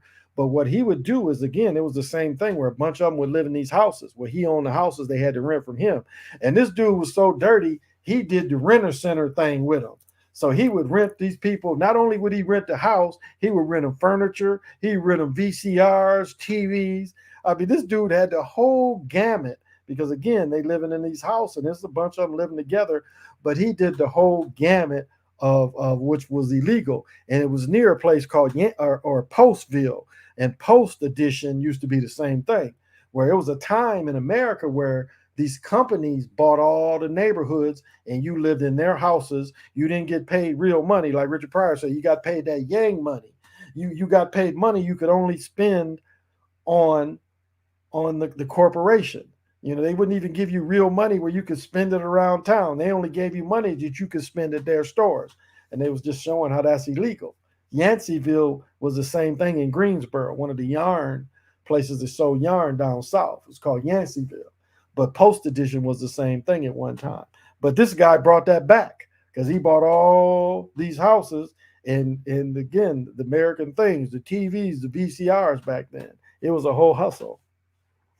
That's why trading schools are so important. You don't need a degree. No, well, most jobs, this is the fallacy about a college degree. No matter what job you have to be trained the way they do it. Now, I have an aunt that without a degree, they've made her a teacher. She was a teacher's aide for so long, a teaching position came open. My aunt never had a degree. And my aunt started teaching for the public schools in Kalamazoo. And I never figured that one out, like how, but she had been, and she never had a degree. And I don't know if she was ever tenured because she ended up having an aneurysm. But she was teaching. So love for them to make steroids legal and have what the fuck is here the size of Ronnie Coleman balling out. They bring the replacement population, bribing them, knowing they'll be obedient to their communist agenda. Americans come for the last Democrats. Zillow is done buying houses for the year because they ran out of money and now are letting go 25% of their employees. Wow. Okay. Good time to buy. Yeah, the property I'm looking at, one property dropped down a couple 100,000, but I found 68 acres that I'm trying to negotiate. So yeah, I've seen that have a little drop too. But that it's more than that. It's like what you see is them letting in a lot of the South Americans that are lighter skinned. And then when you see the major stories, like they taking back the darker skinned people. So, what you have is a lot of these Latinos reporting as Europeans, which technically they speak a European language. So do we, but so that's what you see. You see them going to and vote Democrat. Don't remember that. So that's what they're doing. The Democrats are really trying to stack. It's like this thing with this disease is all done by the Democrats. It's their total creation. And don't think it's anything less. And like I've said before, the Republicans got their ass back in Afghanistan. Because if you don't think that was Republicans that did Afghanistan, you don't study enough of war. But this is how dirty they are. This is how dirty they are. They would overthrow and all that money go to waste just to embarrass the Republicans. Because they held on a long time just talking about Afghanistan. But it was their way of getting back at their asses. Because don't think this thing wasn't manufactured by the Democrats. I mean, it's like a murder. Who benefits from the murder? So you can't say that the Democrats didn't benefit from this disease. They benefited from this disease. people wouldn't have accepted Biden without it. And then the whole sweep of the Democrats, taking control of everything. Without the disease, none of that would have happened.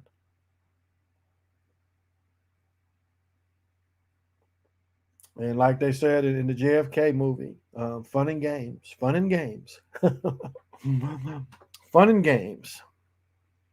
Oh, every time you ask a question, your phone dies. What was they smuggling while you was in the factory? Oh no, what he was doing was he was bringing foreigners in. He was bringing the foreigners in. That's what was smuggling. He was part of bringing them in to work for the American factories. And I'll give a little history on that. So as you know, Michigan has a lot of farmland, and so what they would do is bring migrant workers into Michigan. Well, if you look at the history of what happened when all the car plants died and a lot of the unions left, what they did is they brought the supplier part. The suppliers came back in because see, a part of the car industry is suppliers, because that's what a monopoly is you can't make everything, so they have to have little small corporations. So what they did in the 80s, when these smaller corporations came in, especially when Reagan forced a lot of them to come in to make the foreign car parts. That's one trade-off. Reagan said, well, all these Americans is buying these, you got to make these motherfuckers over here. Well, what happened is a lot of these supplier companies came in. Denso is one that's in Battle Creek. They didn't pay as well. So they would start you in at $7-8 an hour when the generation before was making 20, 25, 30, 40, 50 an hour. So a lot of black folks, they got into drugs, they got discouraged of working for car companies, started doing other things. So you had these migrant workers that would leave. Well, they was like, hey, we'll take these low-paying jobs. And so that's where you see the influx of a lot of Latinos and South Americans that's working in Michigan, because they were taking the factory jobs that melanated people and Europeans didn't want to do, because they knew better. They knew that there was more money out there. And so that's how they got their initial foothold into Michigan and working in factories. They were willing to work for $5 to $7 an hour because they were making pennies in their country. But it just made it hard on a lot of brothers and even Europeans.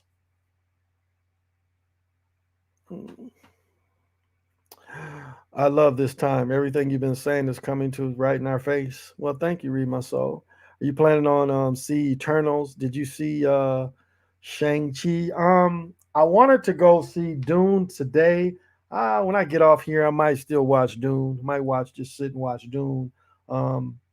Shang-Li, I started walking a little bit because I watched a little bit, about 10 minutes of Dune, but watching on my TV, I was like, I'm gonna go see it at the movies. So I'll probably go see Eternals Friday. Yeah, it'd probably be a good movie to see at the movies.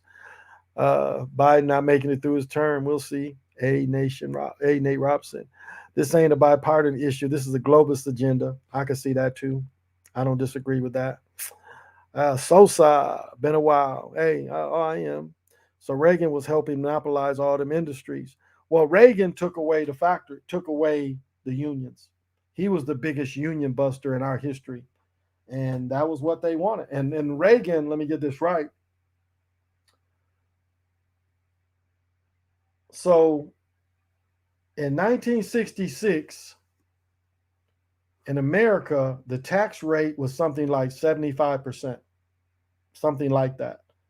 And so people back then didn't really want to make as much because they were paying so much in taxes. So like 250,000 back in the 60s, they didn't want to really make much more than that. Lyndon Johnson dropped it under the 75%. Reagan dropped it like 50 or 60%. So that is two things Reagan did. Now, Reagan did bring, Toyota, Honda, made them start doing supplier parts here. But he busted the unions up. And so, and he made it legal to leave a union state and not penalize them to go to a non-union state. Reagan made that legal because they should have penalized them. That's what Trump was pretty much saying. Trump was like, if you leave America and you take jobs away from America, when you try to resell in America, we're going to tax the hell out that shit. So he said, no matter where you go, that is what we're going to do. And that's no one else has said that. But Trump was like a businessman. He said that only made perfect business sense. What sense is it if you take all these jobs away and these jobs never come back? Trump was like, hell no, you're not going to do that. We played that before. So yeah, Reagan destroyed a lot of the northern factories, but Reagan just did what they wanted. Again, they saw they wanted to bust the unions up by 1979, 1980. They saw that in 59. So and I think they would have crashed everything earlier, but they had Vietnam. Because war, Vietnam, everybody worked. Because not only did you have the auto industry going full blast, you had the war support industries. And do you know how many businesses went into Vietnam? I mean, you had Budweiser, Coca-Cola, Pepsi. I mean, you got to think of all these American businesses that made money off the war. We saw the same thing in Afghanistan, all that shit they left over there. Well, you had all these companies over there making money.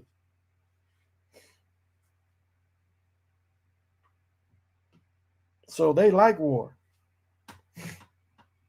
I noticed that white folks are getting more and more aggressive and uncomfortable. Well, I would say this.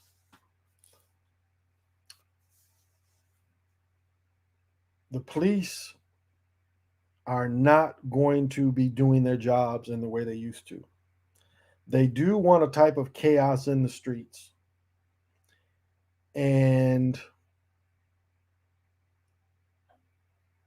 regardless of like how we just voted here, it ain't gonna change nothing.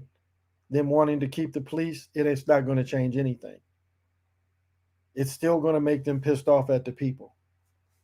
And they've already showed, like, I don't know if they're gonna start going back into where Floyd died, if they're gonna start policing that area.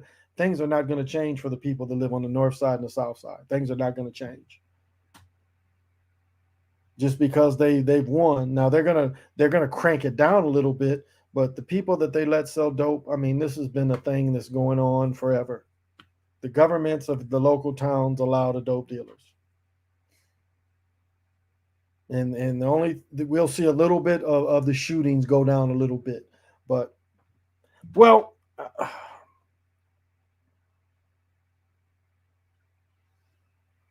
and the population is not what they say. It's really not. It's not. Europeans aren't like the numbers they tell you. They tell you that melanated people are only 13, 14%. All that's lies. The numbers aren't what they tell you either. So, do you think we choose to come here as a soul, or are we forced to come here? No, it was a choice. And I don't say it's a choice as free will. A lot of people will throw that into free will, but it is a choice of almost like a conveyor belt. It's almost like a type of conveyor belt where the new soul or the new spark or the new energy signature is there, and it sees these different lines of possibility and it joins the line. I've said that before. My mother, my brother, and myself probably have always been together in one way or another in different configurations. I see that. Maybe probably even some of my children go with that. And so those type of choices in some scenarios do happen. You get those type of streams of what you want to plug into. Like you would look at, like, why would a baby that knew it was going to get tortured come into this existence? But there was something from that stream, that energy signature wanted to join into, wanted to experience through that. And of course, that leads to doing it, having to do it again and relearning. But there are some that like reincarnating because they think the more times they're here, the more times they help mankind. There are people that take that role as well.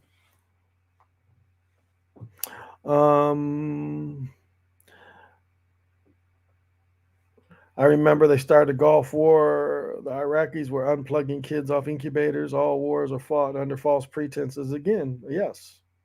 Hey, Vanetta, thank you for joining. Shit crazy down here in Australia, OG. Only the vaccinators can go out and shop and have rights. One of our banks just made it available to share crypto. That should help. That should help. I mean, can't you guys order things down there? I got a fake vaccine passport. Good. It'd be a while before they catch up to the technology. You've changed your outlook, Jared, Jeffrey. Okay. Um, who chose to throw our souls into Earth? See, this is another part too. I'm glad you asked that question so I can explain this too. Now, the other part goes with looking at this as a illusion. And so, as an illusion,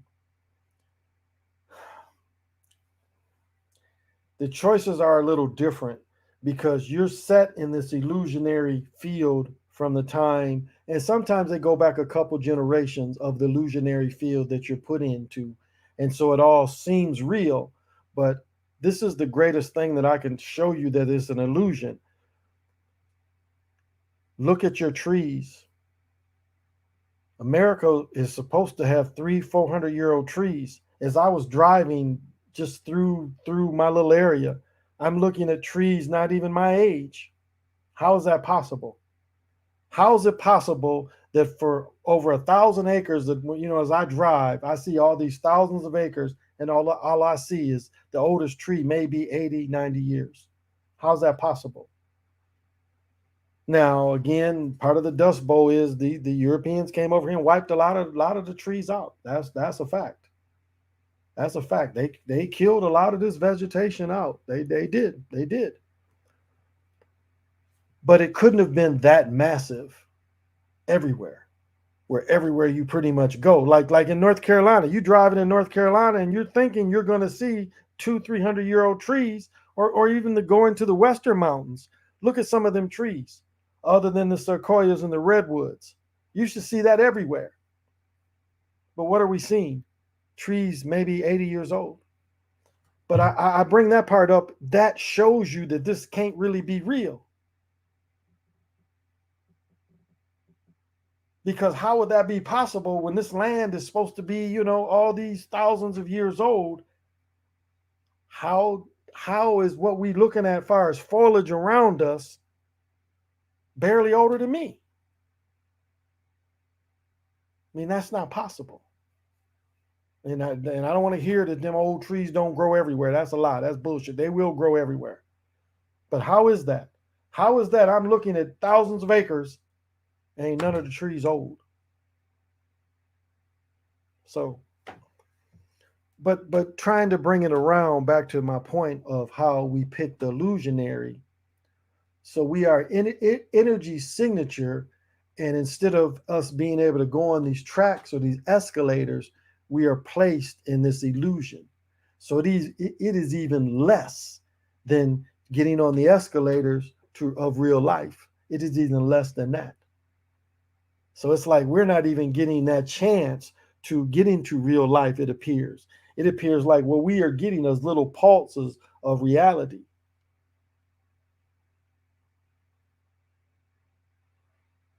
And so at some point it shifted from being able to have that choice. That's why free will and illusion, there's no such thing.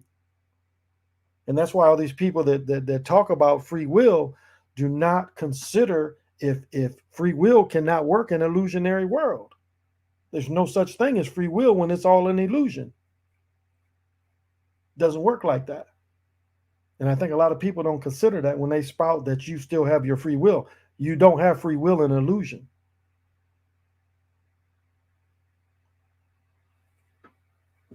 And that's not just speaking dogma. I'm just saying, look at how illusion works compared to what they tell you free will is. Free will is saying that the ghouls and the goblins got to leave you alone. And long as you do your own path, you go on your own path. And you make your decisions. But all that goes away when none of it around you is real. It's like the holodeck of Star Trek. Remember the holodeck of Star Trek? They done had these full experiences, and then it turns around, they've been gone for a day or so. Remember they would get stuck on the holodeck, full life of experiences, and they're like, well, I've only been gone for a couple of days.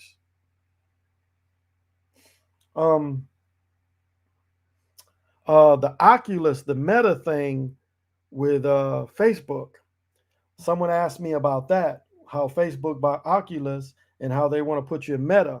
Now, reminds me, remember a few years ago, maybe this is 4 or 5 years ago, but remember 4 or 5 years ago, they showed a young man that supposedly was in the future and came back, and he's crying, and he said that his friend that he was in the future with thought he was going into a temporary illusionary world, a temporary like the Meta. And what he said is what he learned was what his friend went into was a permanent illusion.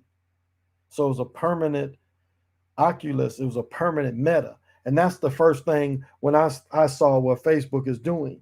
I saw that and I was like, wow, that's like that story where they want to lock you into that. Player One, same kind of thing as well. Make things so bad out here where, the only time you can have a good time is when you locked into the machine.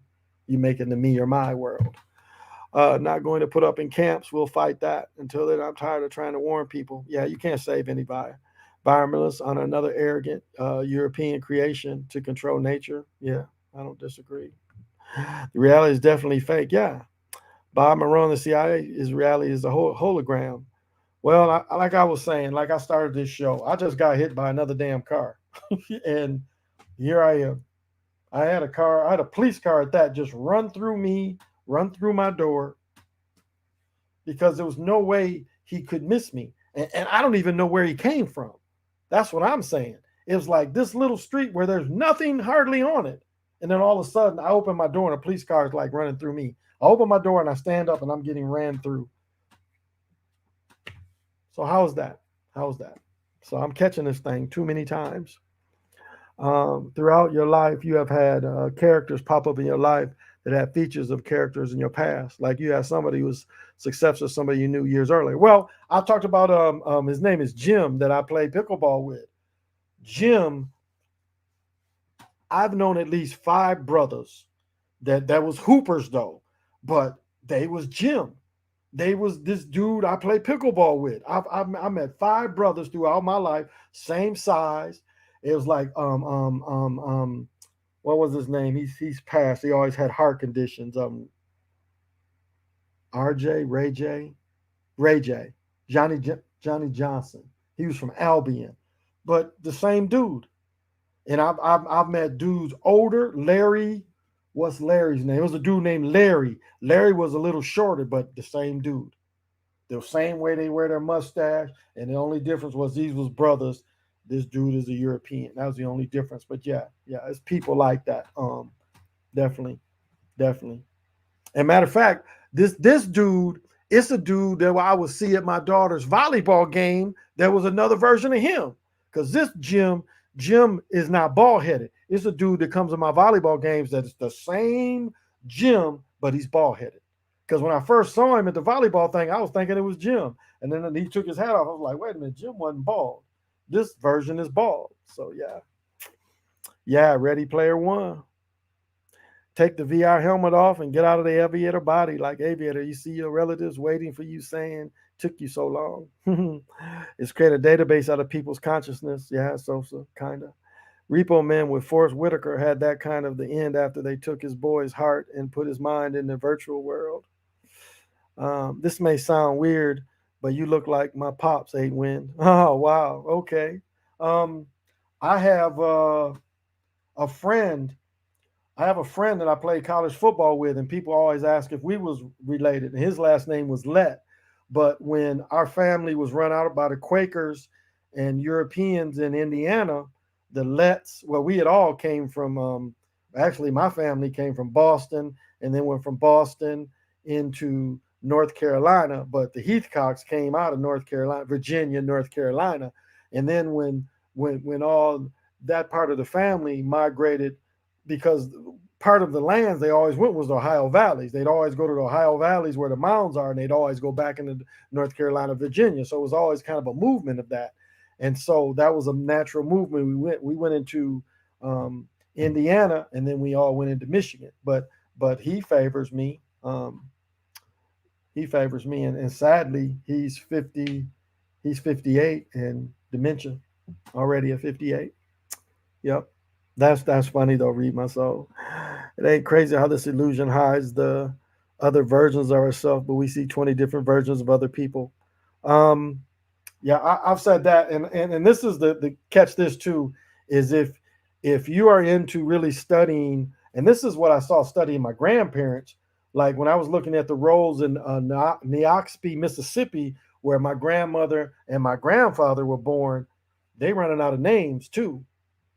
That's kind of part of, well, two things is like the names of the 80s. A lot of people didn't want European names anymore, so they're kind of getting, making up these names. And I know Sly and Nick makes fun of people, but they did that so they got tired of naming John, Jim, Bob after Europeans. And so we made up our own names instead of naming our children after Europeans. And I know they make fun of that, but that is why it was done. People got tired. There was a class of people that got tired of these European names. And so they made up a lot of names, but they're not European names. And I know people make fun of that, but again, you have to be able to see the why. You got to see why those names came, because we got tired of, because what was I made fun of the player's name wasn't, what was his name? DeAndre or some weird little name they did like that. But instead of Andre, it was DeAndre or something. But that again, that's the why, you know. Tapping to remember, if I chose to return here, this is bananas. Honestly, I am more at peace than ever before. So grateful to have veils lifted. Love supreme. It is. Looks like your pops too. Well, I'm 60, so if your pops is around, 50 to 60. Have you ever seen the movie 13th Floor? It came out around The Matrix. Same concept. Yeah, I saw the 13th Floor. The same thing you can see in the John Malkovich movie. Remember they had the 7.5 floor, being John Malkovich. Remember the floor was a half floor. When you went on the 7th floor, it was a half floor. Those that you remember being John Malkovich. Starkeisha and Rayvon. exactly. But that's the why, And some of the names, again, spelling the names could be hard, but that is the why of it. And when you look at it from that aspect of it, you got to kind of respect these people because it was kind of a rebellion, and it wasn't necessarily African names. It was just like they were tired of naming children European names. That's the crux of it. And so, yeah, it looks silly in some ways, but you can't blame them. They got tired of Jill, Bill, Bob, James. These aren't our names. And so there was a generation that had children in the 80s was rejecting the European names. And again, we make fun of it, but again, you got to understand the why. You got to be 360.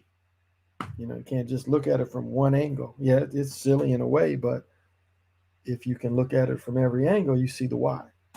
So let's keep that in mind. Are you mixed with black? I don't understand that question. I'll say this though: my birth certificate says colored. That's what my birth certificate says. My birth certificate says colored. It says my mother's colored, and it says my father's colored. Now my brother's birth certificate says Negro. It says our father's Negro and our mother's Negro. Now, my first cousin, who's my aunt's son, it says mother European, him European, father Negro. No, father colored. That's what my first cousin says because, again, they're just looking at people. But my birth certificate actually says colored. And it says my parents are colored. So there's not a lot of colored people left in the world. So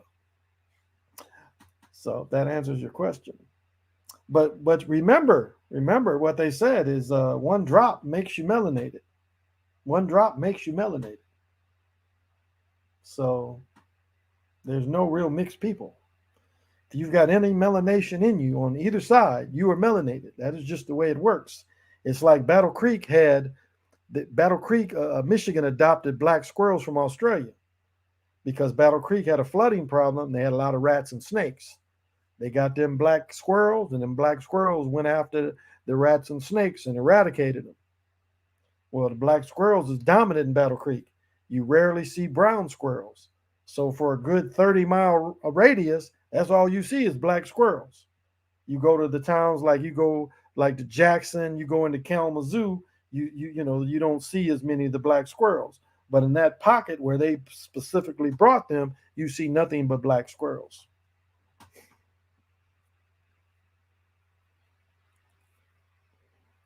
Yeah, because the woman they took the story from was melanated. Nia was technically Ali. Well, and look at the poster I have of Ali and Superman. They have Superman over Ali. It says Superman versus Muhammad Ali. But if you look at the picture, the artist specifically put Superman over Ali. And I love it, and I want to look at it every day because Ali has no fear of the Superman. That's why I keep that poster over my bed. That's why I have 3 or 4 of those pictures all over my house. So do you understand? The melanated man is not scared of their Jor-El. No fear. What did he say? I ain't never scared. Do you understand? And metaphorically. It's saying when you got your shit together, you fear nothing. And that's why that got to buy a lot of people. If I have a son, his name would be Kal-El, or my daughter, Lois. Everyone's melanin in them. Not all melanin is dark. Well, what they found is, and this is not trying to be racist, and this is not dogma, but you found less melanin in people that lived in Europe, in certain parts of Europe. Now, if you went into Spain, you went into the warmer climates, a little more, but basically, if you looked at like the Germanic people, you looked at the Visigoths, those type of people, they had less and less of it. Less and less of it. It's some books. Ancestral Production hit me to this maybe, but it's a book on melanin, and it's the melanin in the universe. Let me see if I can find. But this book is super expensive. Thought he said he merged my eBays. I don't see my other one.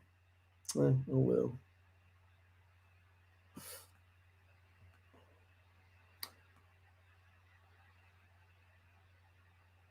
Oh, okay. Maybe it is here. It'll take me a minute to catch this. Oh. Yeah, it'll take me a minute to find it.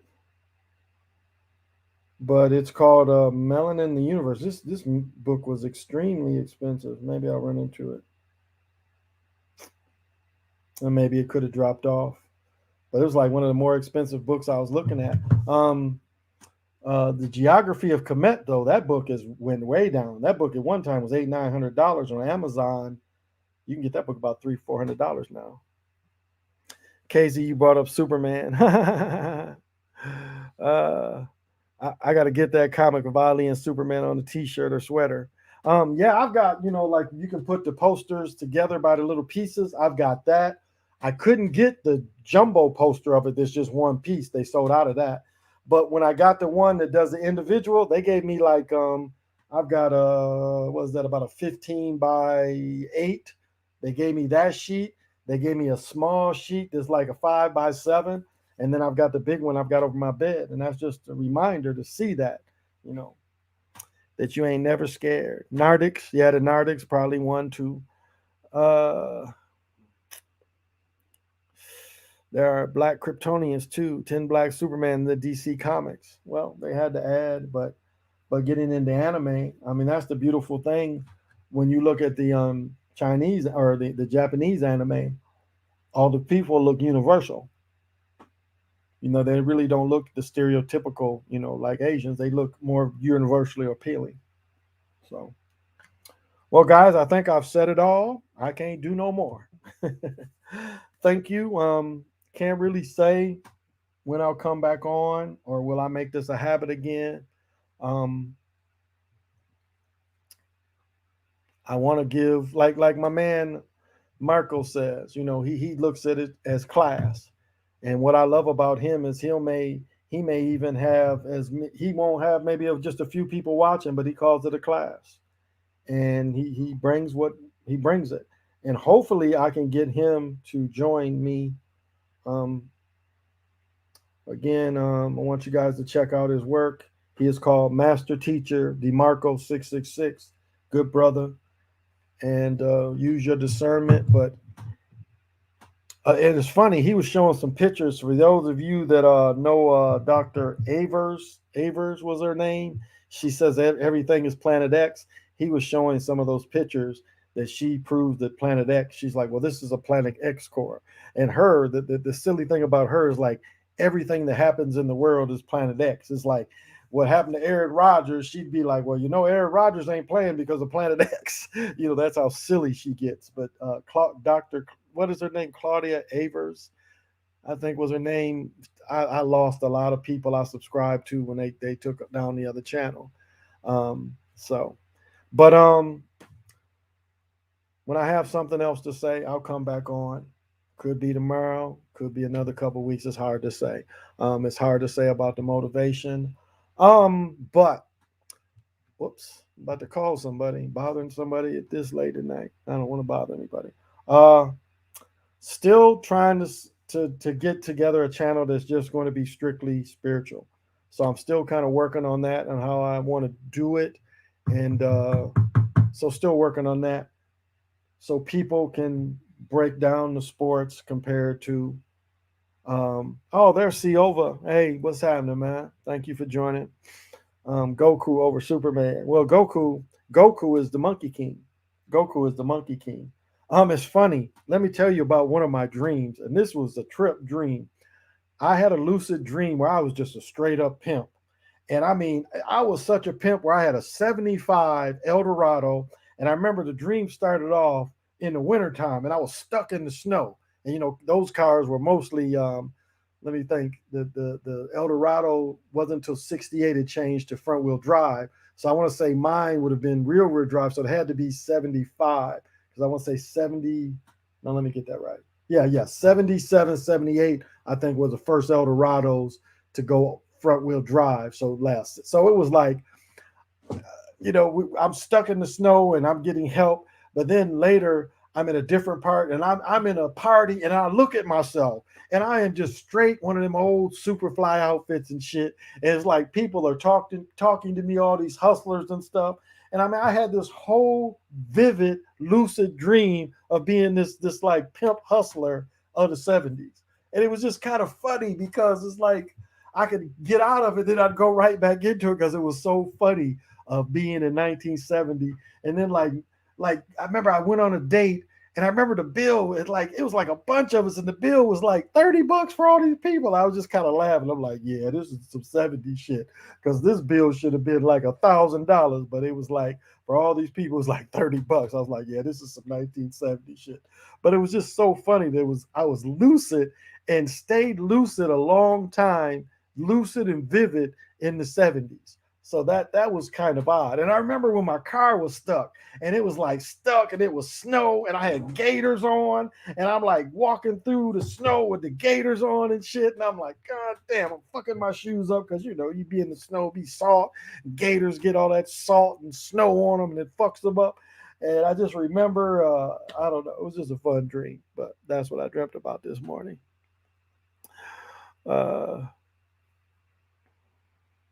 so, um, that stands for hope. Hope is a good thing. It's like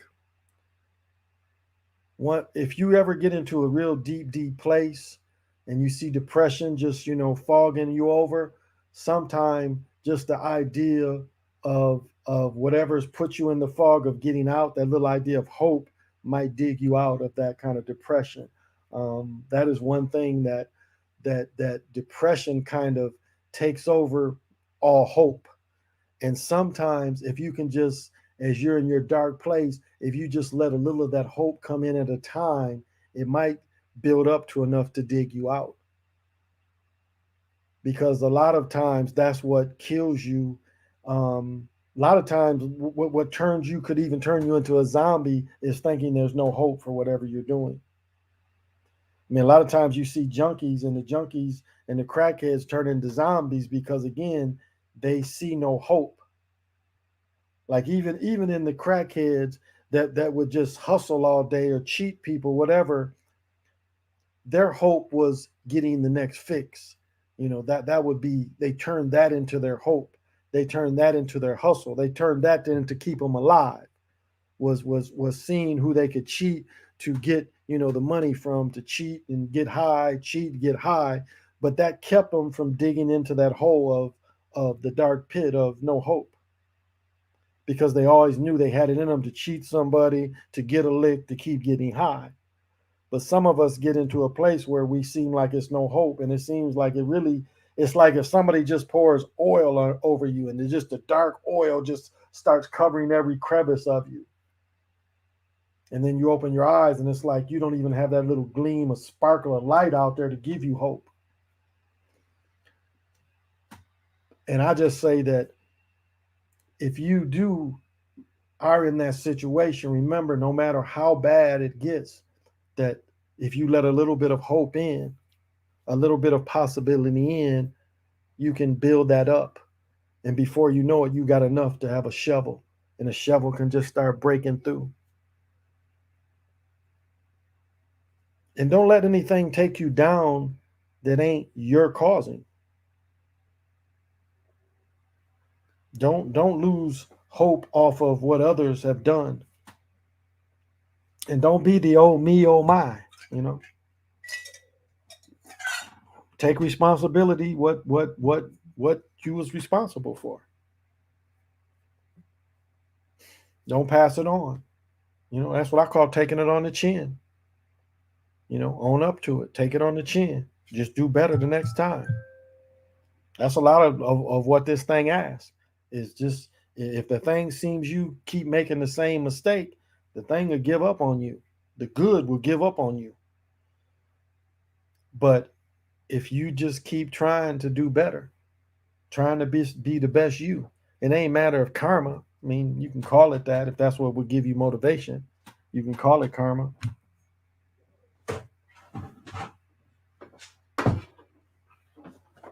It's whatever, however you use to get motivation. I don't think you really knowing, but all the idea of karma is just saying that, just to be a good person, just to stand on your own square. You ain't got to fog anybody else's. You ain't got to knock anybody else down. That's the thing I hate about the Ali overlisting, because it really says is, to be great, you got to knock another brother down. And I hate that picture, because that's what it says. To be great, you've got to knock another black man down. And that's straight Boule. That's from the Boule handbook. The Boule loved that shot. It ain't got to be like that.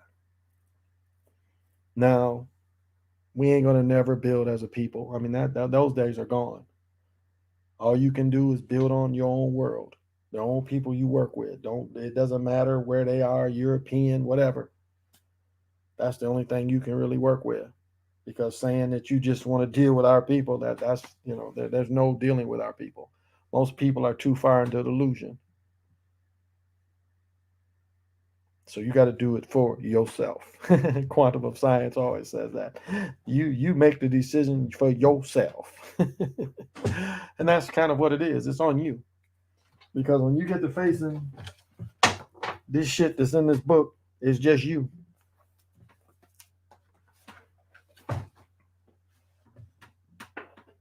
It ain't nobody else. It's just you. So,